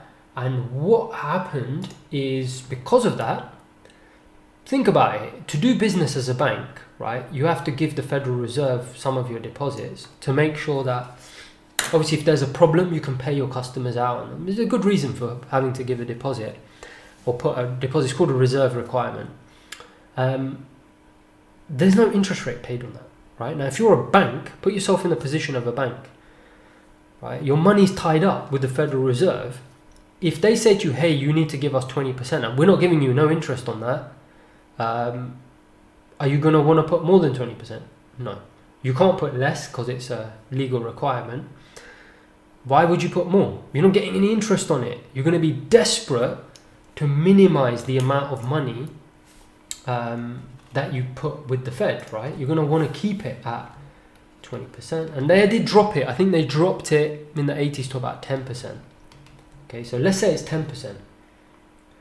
Doesn't matter, 10, 20%, it's irrelevant. It's 10% is the reserve requirement. Okay, so what banks did or do, and it has changed. It's a bit annoyingly for me because I'm going to have to explain it all to you, but it's fine, it is what it is. This has changed now. They've actually got rid of the reserve requirement. I think in 2020, just around the COVID crisis, they got rid of the reserve requirement because they wanted to obviously try and pump more liquidity into the economy, right? As you saw, to help the economy recover. So they got rid of this reserve requirement. They made it zero. And they said to banks, no, just don't give us anything. Just lend it out, help the economy recover. So they did cut it. But what it means is that the way they influence interest rates has changed now. And unfortunately for me, I'm going to have to explain that to you. But previous to that, and especially before 2008, this was a big thing, right? The reserve requirements was a big thing. After 2008 is where it kind of slightly changed. I'm only saying all of this because when you're doing your research, you need to be a little bit careful. There's a lot of misinformation out there. A lot of the textbooks are wrong. They describe the way that the federal funds rate that you hear about, the one that's set, that you see on your economic calendar. I haven't got it up, but the 0.25 or the 1, or I don't know what rate it will be when you actually watch this course.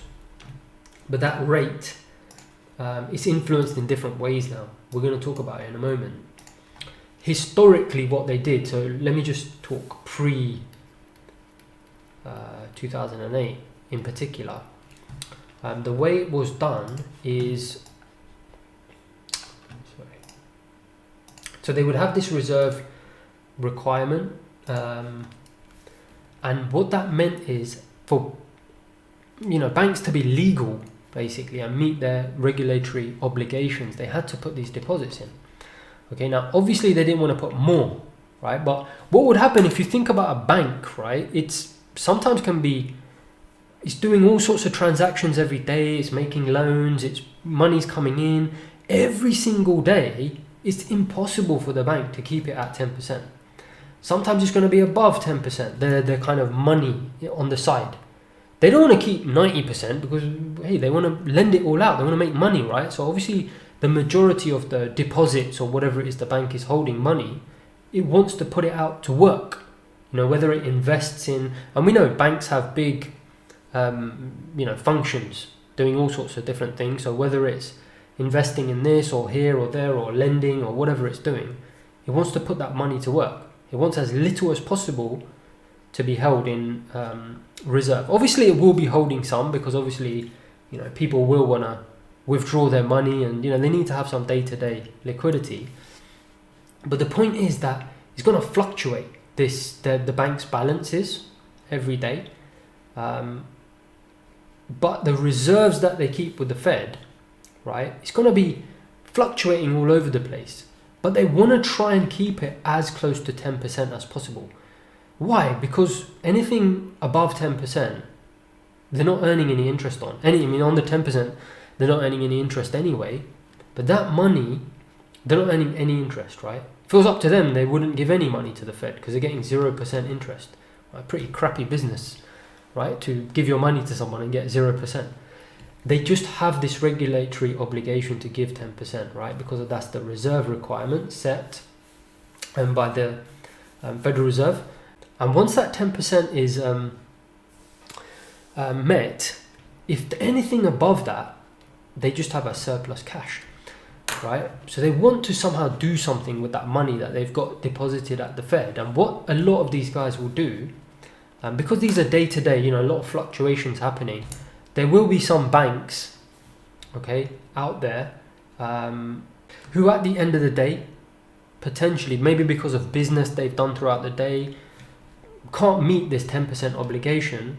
So what they will do, and that's nothing to panic about, what banks will do is they will borrow from each other, okay?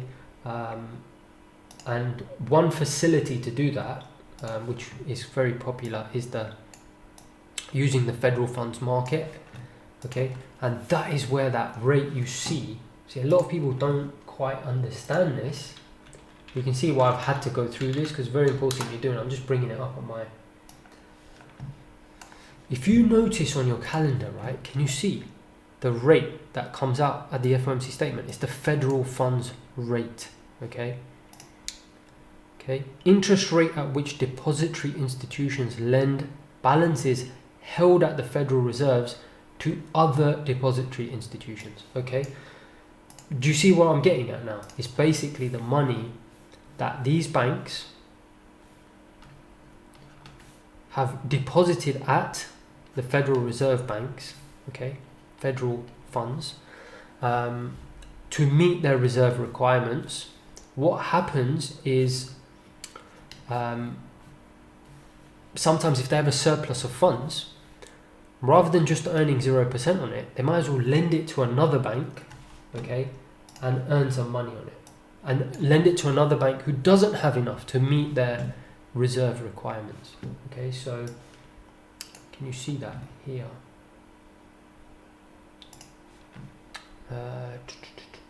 Interest rate at which depository institutions lend balances to other depository institutions overnight. That is the federal funds rate you hear about all the time. Okay, what the Fed is trying to do is it's trying to influence that. Okay, so that banks, so let's say you've got bank A and you've got bank B. Okay, they've got 12% and they've got 8%. I'm talking drastically here, okay? Let's say bank A and they've both got reserve requirements of 10%. Do you see bank B at the end of the day can meet that requirement by plus 2%, right? So it's got 2% spare cash. Bank A is short 2%, so bank B will lend that 2% extra to bank A to meet the 10% reserve requirement. Okay, makes sense? The rate at which bank B lends to bank A is called the federal funds rate. That rate will influence every single rate in the economy. Why? Because bank A, how much has it cost it to borrow money? The federal funds rate. Okay, so can you see why the Fed is trying to influence that rate, the federal funds rate? Don't worry, I'll explain it even one step further. This federal funds rate, okay, that is the actual rate. Don't think very many people realize that. It's this rate that banks are lending to each other on deposits held at the Federal Reserve to meet requirements. Okay, so if you think about it, one way to actually, in fact, let me just explain one thing first. So this federal funds rate, do you see it's still, and some of you may have noticed, you might be thinking, hang on MV, but that's banks lending to each other. They have their own interest rate. That's not the Fed's rate. That's still bank B has charged bank A a rate. It's up to bank B what they charge bank A. Yes, and that would be a brilliant assumption to make. The Fed still can't force bank B to lend to bank A at a rate. Okay, it's up to bank B. Bank B can say, hey, I'll lend you my funds that I've deposited at the Federal Reserve. I'll lend them to you at whatever I want. What it is, right, is the Federal Reserve will set a target. Okay, and it's really important you understand this. Okay, the federal funds rate, this interest rate that you hear everyone talk about, saying, hey, the central bank is raising rates, and I don't mean this in a bad way, they're talking nonsense. They have no clue what they're talking about. It's an embarrassment when they say the Federal Reserve is raising rates. They have no idea what they mean. It's actually a target rate, okay? Can you see here? Maintained a target range. Okay, it's normally 25 basis points. So if it's 0.25, it'll be 0 to 0.25, okay?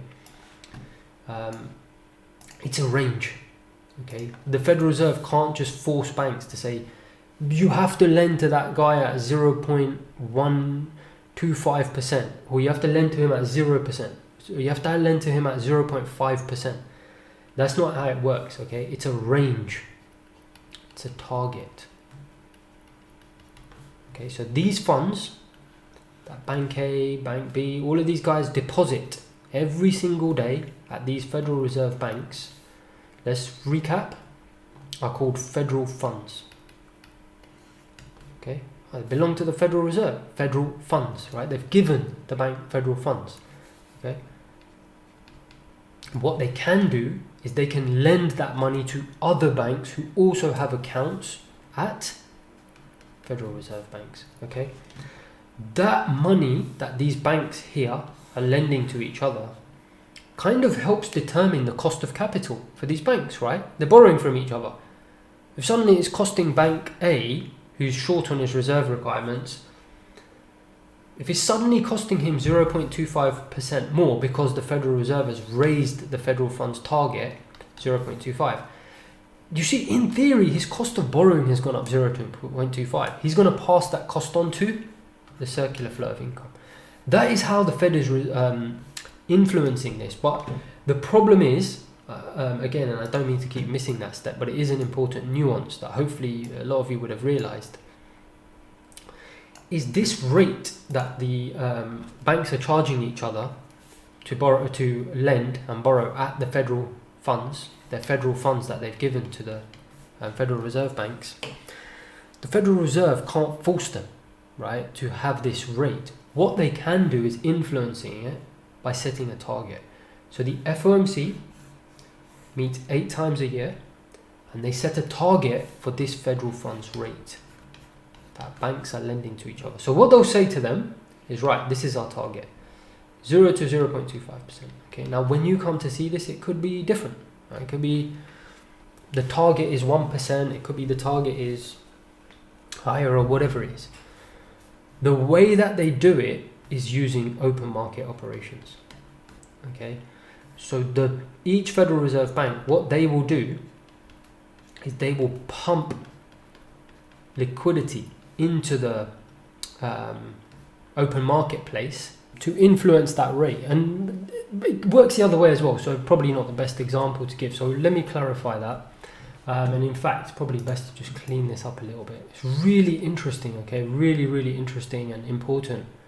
And once you've just kind of understood it, you only need to really watch this once or twice, and then you'll get it. So don't worry too much.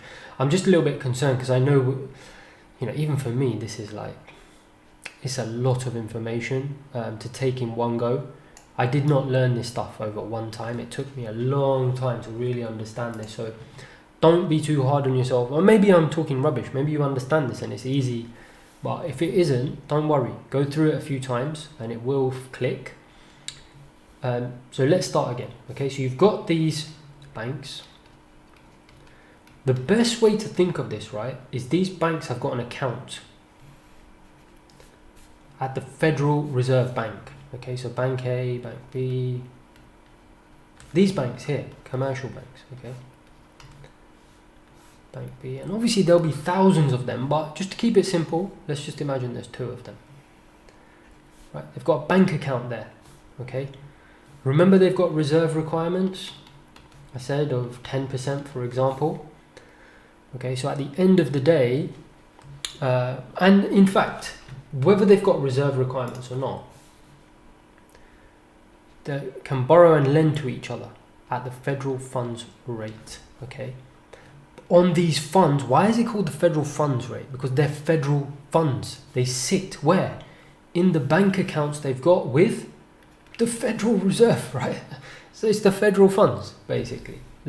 And that rate that they can borrow and lend to each other on that money that sits in those bank accounts at the Federal Reserve banks, right? Those 12 Federal Reserve banks we talked about, they can lend them to each other to help them meet their reserve requirements or needs or whatever. Okay, it's just even if they don't have a reserve requirement and they want to borrow or lend to each other because they want to earn some extra money on these deposits that earn 0 at the Fed, then they're going to do that, right? So it's federal funds rate between each other. One bank, I can't remember which way around I'd done it, but let's just say they got a surplus of cash, they're a little bit under. Bank A says to Bank B, hey mate, you know what, I got 2% spare, you need 2% to meet your requirements, I'll lend you some. I'm going to charge you the federal funds rate. right? Because both of our deposits are in the federal fund system. So I'll just charge you the federal funds rate. And it's up to Bank A what he charges, okay? The Federal Reserve can't just tell him. It don't work like that, right? You can't just tell him. You can't just go around telling banks what to charge people. Obviously, that's not then a capitalist business then, right? And banks are there as a commercial business, right? It's not owned by the government system, right? A bank is there to be commercially profitable. That's the best way to run a banking system. So obviously they have to let them choose. However, they can influence it by saying, you know what? In an ideal world, we want the target to be around between 0. We want you to lend to each other around 0 to 0.25%. Okay. Now, banks don't have to listen, but what the Federal Reserve will do to influence that and to push it. When I said they have these open market operations and they'll put, you hear this stuff all the time about they flush liquidity into the market, and I hate to say it, but I don't know what on earth people are talking. I don't think people know what they're talking about. What it means basically is, let's say the federal funds rate between banks is 0.5%, right? And the FOMC meets one day, and that's the target, right? The target is 0.5%. The FOMC has a meeting and they says, we're going to cut interest rates by a quarter basis point. Okay, and we're going to go down to, or this will be, let me start again. The target is currently 0.25 to 0.5. Okay, that's the target. We want to cut it all the way down to 0, basically, right? So 0, between 0 and 0.25. Okay, previously we had it at 0.25 to 0.5 target, basically, for all intents and purposes, 0.25. We now want to cut to 0, okay, and it could be anything really, but this target range, we want to reduce it, okay, and Bank A and B, before the FOMC met, were trading in this range, between 0.25 and 0.5, okay. Bank A was lending to Bank B at somewhere in between. Let's say it was 0.3. Okay. Now what the Fed is saying is we've just cut interest rates. The Fed haven't done anything, basically. What they're doing is they're trying to influence banks to reduce the rate that they lend to each other by 25 basis points, okay? And the way they do that is, yeah, they can obviously say it, and you know, maybe there is a psychological impact on banks, and banks will look to push that rate down, but that isn't really how it works. Excuse me. It's to do with demand and supply. Okay, it's to do with liquidity. If this bank has 12%, and maybe it is easier if I just introduce a couple more banks, right? So there's Bank A, and now suddenly there's Bank C and D, right? I'll tell you why I have to have some other banks. I just realized to make this example work. And obviously we know there's thousands of banks, so it's perfectly viable for us to have more than one. And let's say these banks are at 10%, okay? So it's not what you think. It's not just because there's more banks that the rate will fall down. It won't. I mean, those banks were always there. I've just introduced them to some, and they've got 10%. They don't have any spare cash anyway. So Bank A is the only bank that has spare cash. It's going to lend to Bank B at 0.3%, right? That's within the target range of 0.25 to 0.5. So the Fed is happy. The cost of borrowing for this bank and for most banks in the Federal Reserve market is 0.3%. Remember I said the base and then a risk premium? So everyone's happy, you know, they kind of know, all right, it's costing me 0.3% on my money. I'm going to charge the consumer, and we know banks make a lot of profit. I'm going to charge the consumer whatever I charge, a few percent to lend money to him. Suddenly the Federal Reserve pushes the rate down by 25 basis points, right? And I know it's a little bit confusing, but it is a range, okay? But if you think about it, they've pushed the whole range down. So in theory, let's say they want the 0.3 average to go down to about 0.1, right? Which is about 0.25%, just above 0.25%. Basically, they want that federal funds rate to go down. They want Bank B, they want Bank A to lend funds to Bank B, or they want Bank B to be able to borrow at a cheaper rate. How can they force Bank A to lend at a cheaper rate in the federal funds market? Because obviously they can't just tell it. They can't just tell Bank A.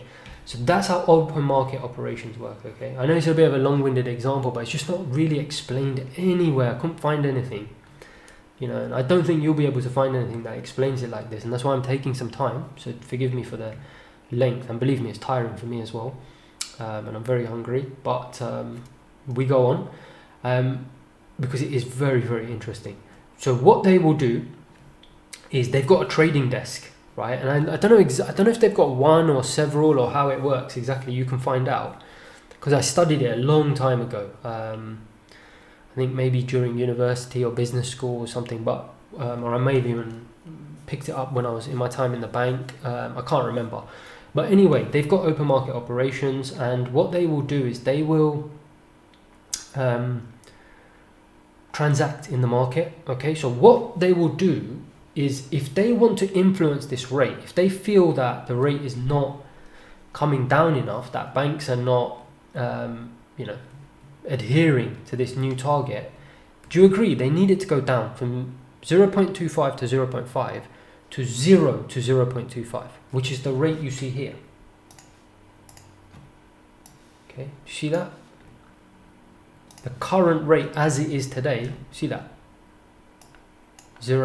It's 0 to, here look, 0 to 0.25, okay? That is the current rate. So to do that, what they will do is they will go into the open marketplace, right? And they will basically pump liquidity into the market, right? And this is not very well understood, so I will explain it to you, okay? So it's really important you understand that these banks have accounts at the Federal Reserve. Because what they will do, right, they'll put out tenders or whatever, and it depends obviously if they're trying to lower or increase the rates. They'll do it one way or the other. But what they will do, right, is they will go, and if they're trying to influence this rate to come down, they're going to go and buy. There's not much space here, is there? They're going to buy securities. Okay, buy securities, so money market instruments, short-term bonds, or whatever you want to call them. And basically what that does is, so how it works, right, is these securities, right, these fixed income securities, short-term securities will be held. Could be Bank A, Bank B, Bank C, Bank D, could have these securities, right? And the Fed will put out bids, right? And those bids will be met, and they'll buy these securities from these banks, okay? And when the banks sell them the securities, what happens? The Fed has to pay them money. What it does is it credits these accounts. And this is the thing, it's not very well understood. I don't think I've read this anywhere. I don't think it's explained anywhere. I've never heard anyone be able to explain this to me, but obviously I know this, just aware of it from time in the bank and stuff, of how this stuff works. But so what they'll do is the Fed will credit the bank account of these banks. Okay, they'll buy their securities, basically. They'll buy their bonds, they'll buy their short-term instruments using open market operations. Okay, and you see what that does? If they start crediting the bank accounts of these banks, what's going to happen to their bank balances at the federal funds? Their federal funds. What's going to happen to their federal funds? They're going to shoot up. So suddenly, Bank C might have 15%.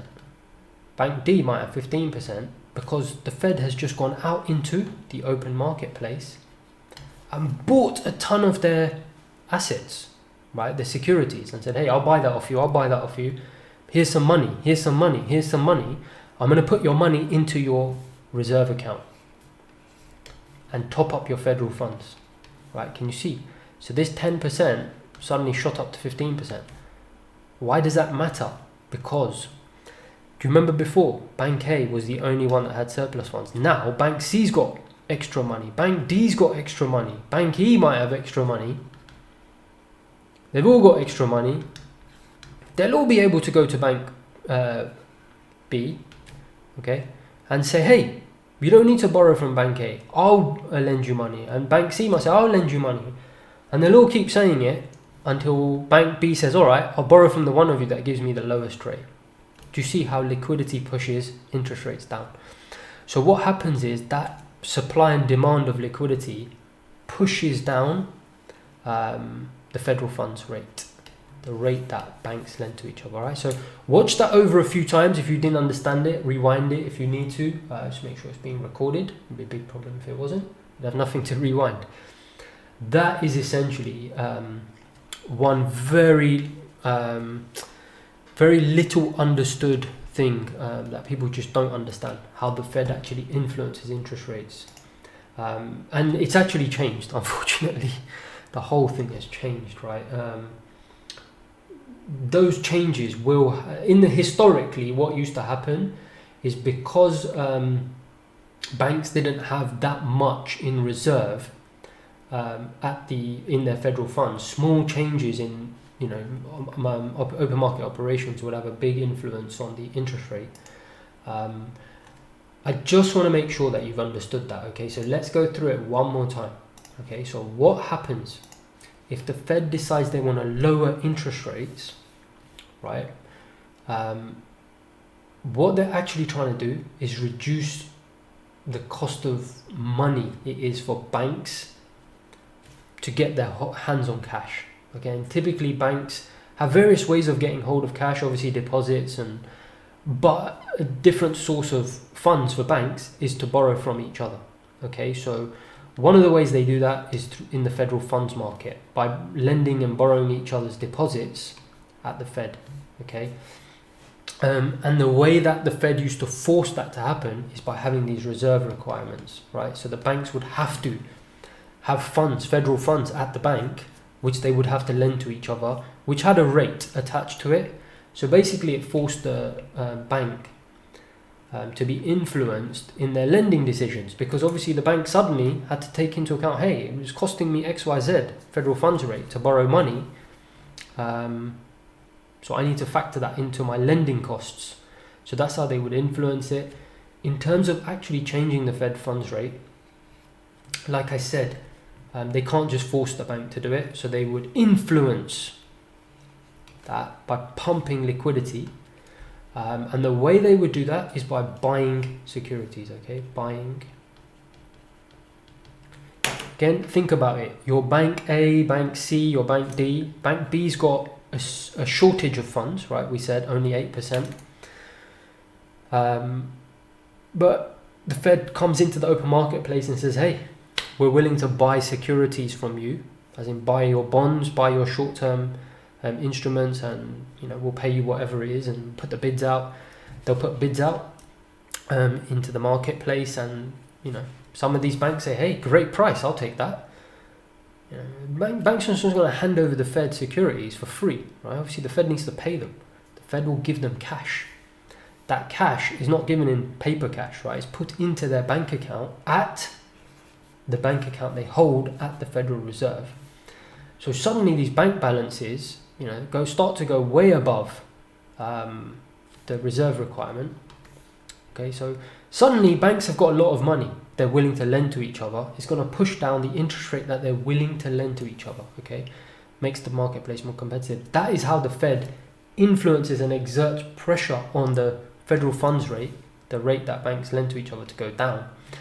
If they do that, it becomes cheaper for banks to borrow. If it becomes cheaper for banks to borrow from each other, they never pass it on to us, do they? But in theory, they should pass that on to us.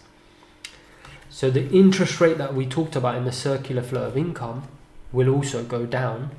But to be fair, there's another thing as well. It also gives banks more access to liquidity, right? If the Fed is buying up securities and obviously pumping this liquidity into the bank's bank accounts, which it is, this bank account that keeps circling here, these are bank accounts that these commercial banks and private banks hold at the Federal Reserve, if they're pumping cash into these bank accounts, if the bank's bank balances go up, they can lend more money out, right, into the economy.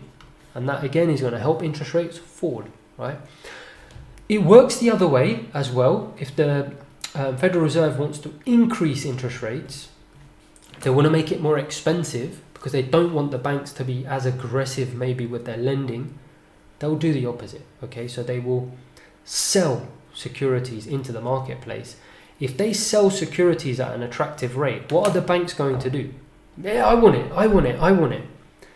But to do that, you have to give them cash, okay?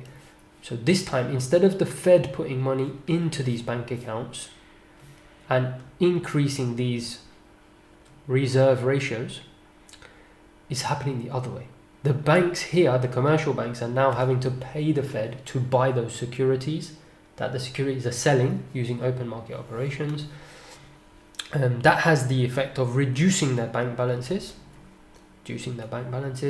They've got less money now to lend each other in the federal funds market. What's that going to do? It's going to make it more expensive. The rate's going to go up, which is what the Fed wants, right? You know, if they say the Federal Reserve have just met and they've raised interest rates 50 basis points, 25 basis points, can you see? And I hate to say it's true, and hopefully you've made it this far and not fallen asleep. But the truth is, it's a complete embarrassment that you've got people out there talking about this. In fact, it really is it's embarrassing. You've got people out there talking about this stuff. Do you think they understand that this is what's going on? They haven't got the foggiest, right? It's a complete embarrassment.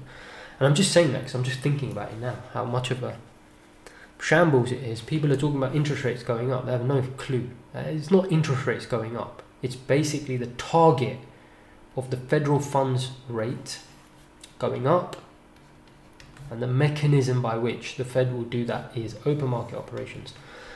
Now, before we end, unfortunately, I hate to say it, oh, by the way, I completely forgot about this discount rate, okay? The discount rate is the rate that the Fed will lend directly to banks. Okay, I know it's a bit of a mess, but I've got limited space here. If the banks can't borrow from each other to meet these reserve requirements, this is like an emergency lending facility. The bank, the Federal Reserve will lend to banks. They will set that discount rate as close to federal funds rate. Obviously, that will influence federal funds as well, because for arbitrage reasons, if you think about it, a bank would ideally, obviously, want to borrow from the Fed if the rate was cheaper to borrow than from borrowing from another bank. Okay, but it's not an effective tool. Okay, I would forget about this. The reason is there is a stigma attached to it. Banks will I think it was something like, I think the last time I was checking, I can't remember the size of the federal funds market. It's hundreds of billions, if not more. I think the discount rate market was peanuts, and the reason is banks don't want to use this facility. They don't want to be seen as borrowing money from the Fed, because it's often a sign that they're in trouble. So this is not a very effective tool for the Federal Reserve. They've always used typically.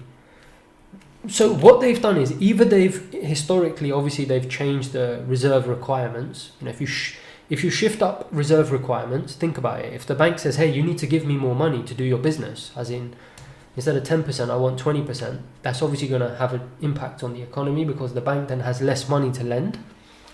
But they can't keep changing that reserve requirements. It's not practical to do that. It's not an effective way of doing it. Be all over the place, right? You know, this month I want 10%, next month I want 20%. It won't work. So they have this target rate. So that's how they do it, influenced using open market operations. And I've explained the whole picture to you there, how they do that. Unfortunately, and I'm going to get rid of all of that. I know I've told you all of that, but they don't function in that way anymore. Okay, because what happens, right, and I know this might seem a little bit complicated, okay, but there is a paper on this that I found, but I don't know, and don't get me wrong, I'm not trying to patronize anyone, but it is quite complex. Okay, not complex, but it can take a little bit of going over about a few times before you really understand it. If you go to economic research and you search, where is the search function? Or you click on, where is it? Fed Notes. View all, Fed Notes. Search all working papers. This took me ages to find. I was looking for this earlier actually, just on some of this stuff. So if you go search all working papers and it's ample reserves, that's it. And you click on that, you see this paper here, the Fed implementing monetary policy in an ample reserves regime.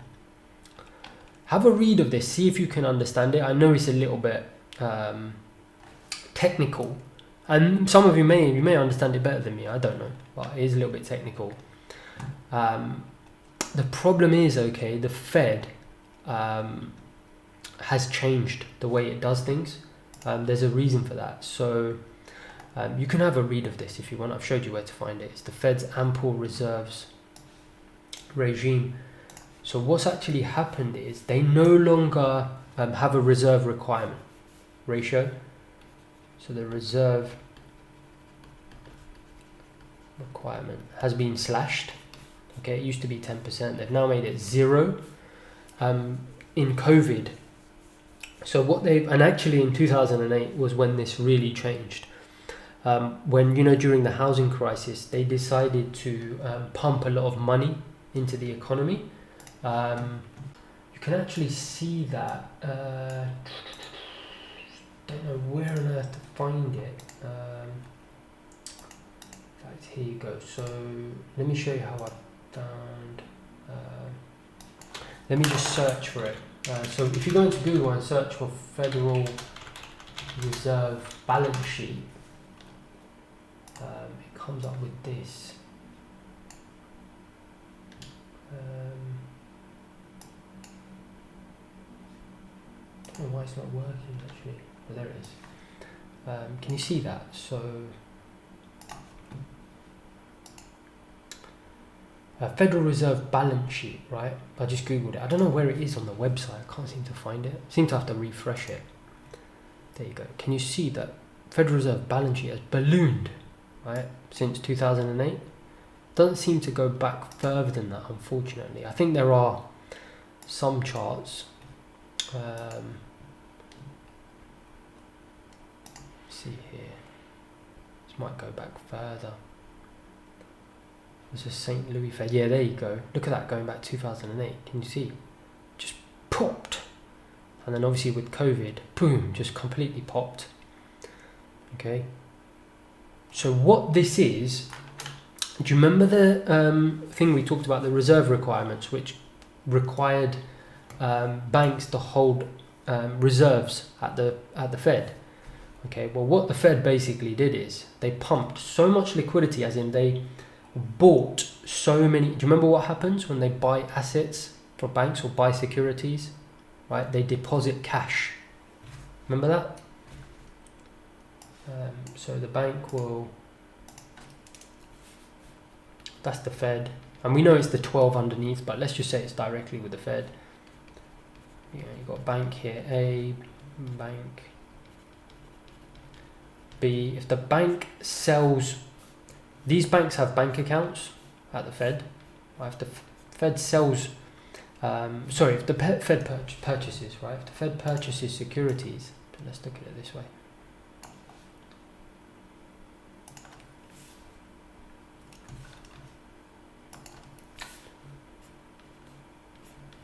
Right, the Fed is buying securities from them.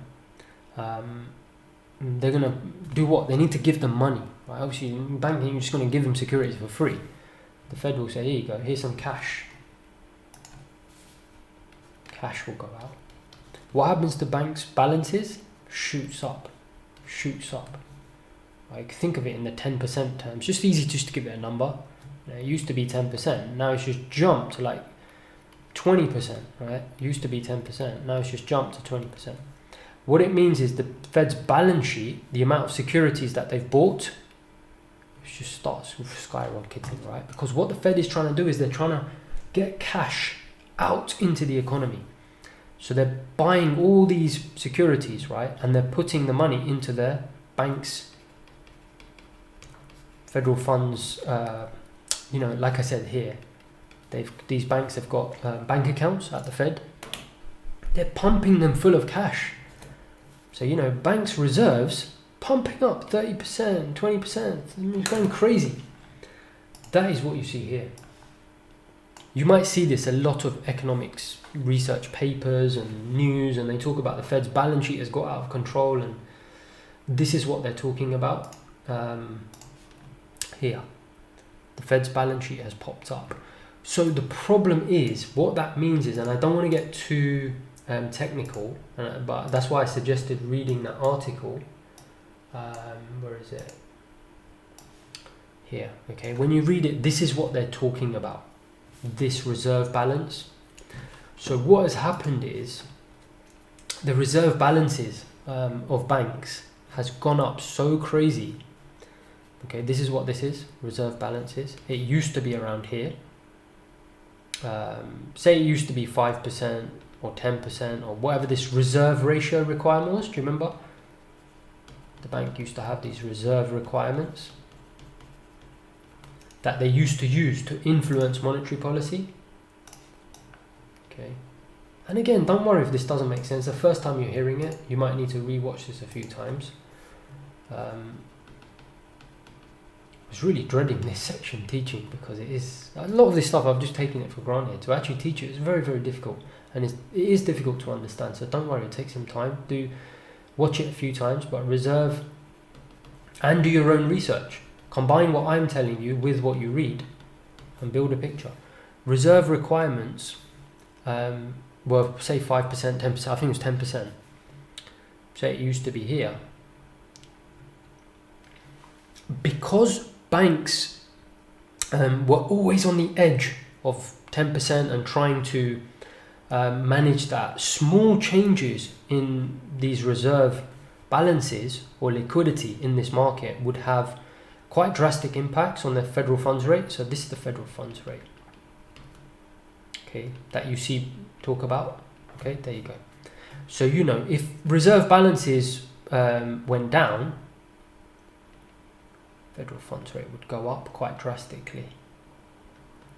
Okay, which we know, right? Because do you remember how I said how they're using their open market operations to influence? So I said if they're trying to raise interest rates, right? What are they trying to do? They're trying to lower the amount of liquidity out there. Makes sense, right? Because obviously, if there's less liquidity out in the federal funds marketplace, it's going to be more expensive, right? So what would they be doing? They'd basically be selling securities, right? So remember, the balance sheet's gone nuts this side. On this side, balance sheet's actually shrinking of the Fed balance sheet shrinking, right?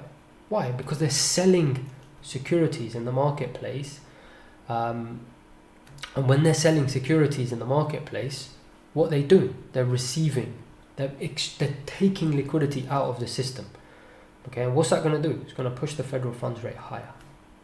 Okay, when they did the opposite effect here, when they pumped money into the economy, basically by doing what? By buying securities, okay, and pumping their balance sheet up,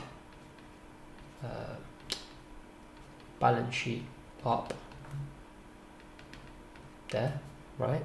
Why does their balance sheet go up? Because they're buying securities, right? The balance sheet, they're doing this assets. Do you see that? Total assets. They're holding a whole bunch of assets now on their balance sheet. To get those assets, they need to pay for them. Who do they buy them from? These commercial banks, and they put money into their federal funds accounts. So that pumps a lot of liquidity. Reserve balances here starts to go up. As it goes up, it puts pressure on the rates to go down, because there's so much liquidity out there. It becomes cheap to start borrowing, even in the marketplace. What has happened, okay, since the Fed in 2008, embarked upon I'm laughing. You can see why I dreaded this section. I apologise, I know it's long, but can't really do a Fed module without telling you about the Fed, right? I hope you understand that. I have to tell you all this stuff, otherwise what's the point? I might as well just tell you to go and read the newspaper, right?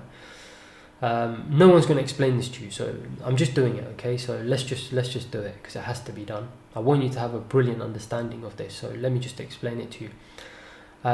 So yeah, the balance sheet is expanding. That's what they did in 2008. They just went completely crazy with liquidity to really pump money into the market. They went crazy with liquidity, and what happens, unfortunately, you get to a certain stage, and I don't really want to get into the economics of it or demand supply curves and all of this stuff, but ultimately what happens, and you'll see them explain it, read this, right?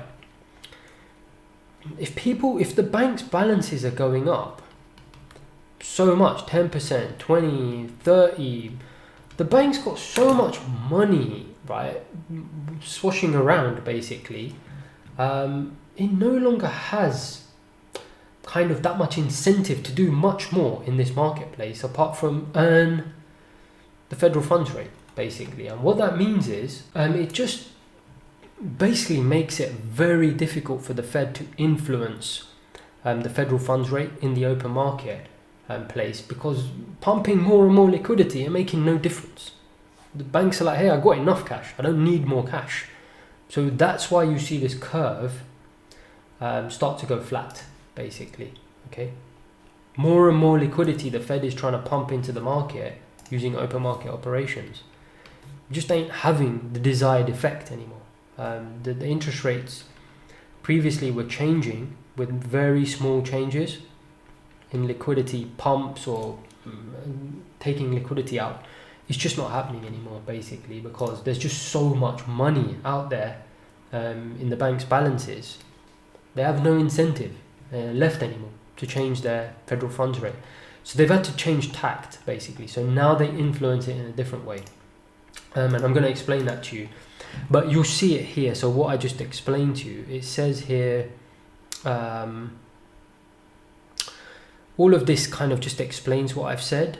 But as I said, at some point, banks do not find much benefit from holding additional reserves other than earning the interest the Fed pays on these balances. As a result, the blue demand curve flattens out at a level that is close to the interest on reserves, basically.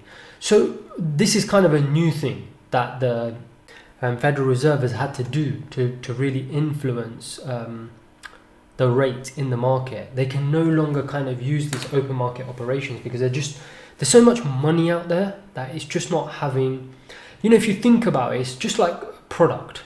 Basically, if it's just the market is awash with a product, putting more of the product out there, you're going to have less and less influence on the price.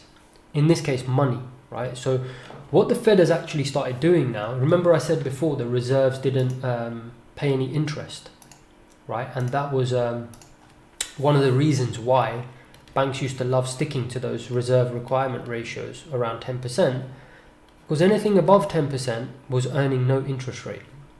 Right, so there's no point them holding more than 10%. I mentioned that before. What the Fed has now done is they actually pay a rate on the reserves, okay, and it's called the interest on reserves. I think you can see it here, right? IOR. Okay, so when you do your own research, this will be mentioned. It's really important. You might be wondering, what the hell is Envy going on about for the last hour? Why is he explaining all of this to us? Because it is important, okay? You need to understand that there's no point. There's really no point doing fundamental analysis if you don't have a clue what the rate the Fed is talking about, right? Let's be honest, that's not right, is it? You need to understand that. And I'm not saying you won't. Take your time. It might take you a month. It might take you 2 minutes. But even if it takes you a month, I'm watching this 5 times. Understand that the Fed is influencing this rate in a different way now. It's no longer using the open market operations. It's using something called this interest on reserves. And it's not that difficult to understand, because remember what I said, the banks have reserves. 10%, and they will hold them at the Federal Reserve banks, right? They'll have an account there. We talked about this. What's happened, because the Fed has been pumping so much liquidity into the economy, you can see it here, completely crazy, right? Amounts of money into the economy. Banks don't even know what to do with the money. There's so much money, right? A lot of this reserves, these are the reserve balances, those 10%, Bank A, B, okay? It's not that complicated. The stuff I was talking about before, Bank A has 10. These reserves have shot up so much that really, the only way the Fed is going to be able to influence the Fed funds rate is by literally competing with it. Okay, I mean, I've never heard it described like that, right? And I don't think you'll hear anyone say that, but that is what it is. This rate, okay, and there is an overnight rate, I'm not going to talk about that, but ultimately it's this rate that is the most important one, interest on reserves. Remember I said these are reserves held at the federal funds, right? Held at the Federal Reserve banks, yeah. What the Federal Reserve has started to do, it's very clever. They've started to compete with the federal funds rate, okay, to influence it using arbitrage. Think about it, okay, it's not complicated. So rather than pumping liquidity into the reserves of these banks, what they've started doing in the last few years is using a different mechanism. So they use this interest on reserves. So what they've started doing now is they've literally, rather than influencing it from this side,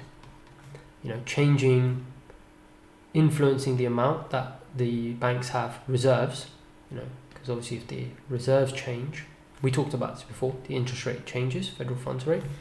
What they've started doing now is actually influencing the rate itself by competing with the rate.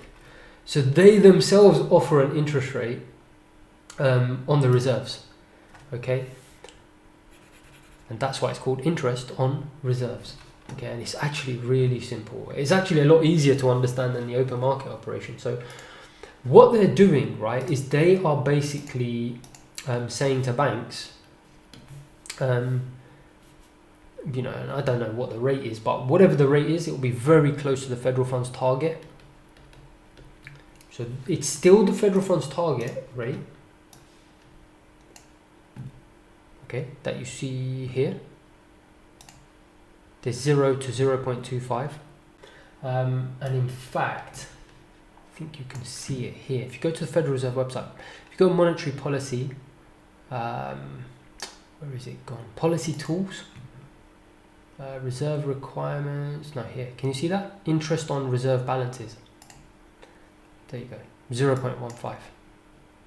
Okay, so what that means is they're saying to banks, we'll give you 0.15% on your deposits with us. What that does is it acts as competition to the marketplace for the FFR, federal funds rate. Because if you think about it, right, the Fed is basically saying we're going to give you, like 0.15% or whatever it is on your deposits, and therefore, banks are not going to accept less than that when they're lending to other banks. So obviously that rate suddenly will become a direct competitor and make sure it keeps the federal funds rate in check. Okay, and I've actually, when I was doing some research, I did come across quite an interesting article on the St. Louis Fed website. Okay, it's this one. And you can search for it, okay? Teaching the linkage between the banks and the Fed. If you go down, you can see it here. See the IORB rate? Okay, so you can see it. And the federal funds rate. It's the new mechanism, basically. The Fed uses its administered rates to keep the federal funds rate in the FOMC's target range, help steer federal funds rate, blah, blah, blah, blah. It probably does a better job than me of explaining it, so I'd have a read of this. Right, it's quite interesting. You can search for it. It's teaching the linkage between banks and the Fed. Okay, and it does explain it pretty well there. Obviously combined with this and what I've said. So as you can see here,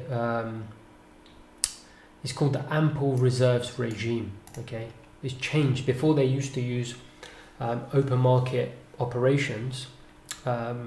Now they use this mechanism because there's just so much liquidity. Pumping liquidity ain't really gonna have as much influence. You know, we've seen with the curve, interest rate curve, we're at this side now. Very little influence on the federal funds rate.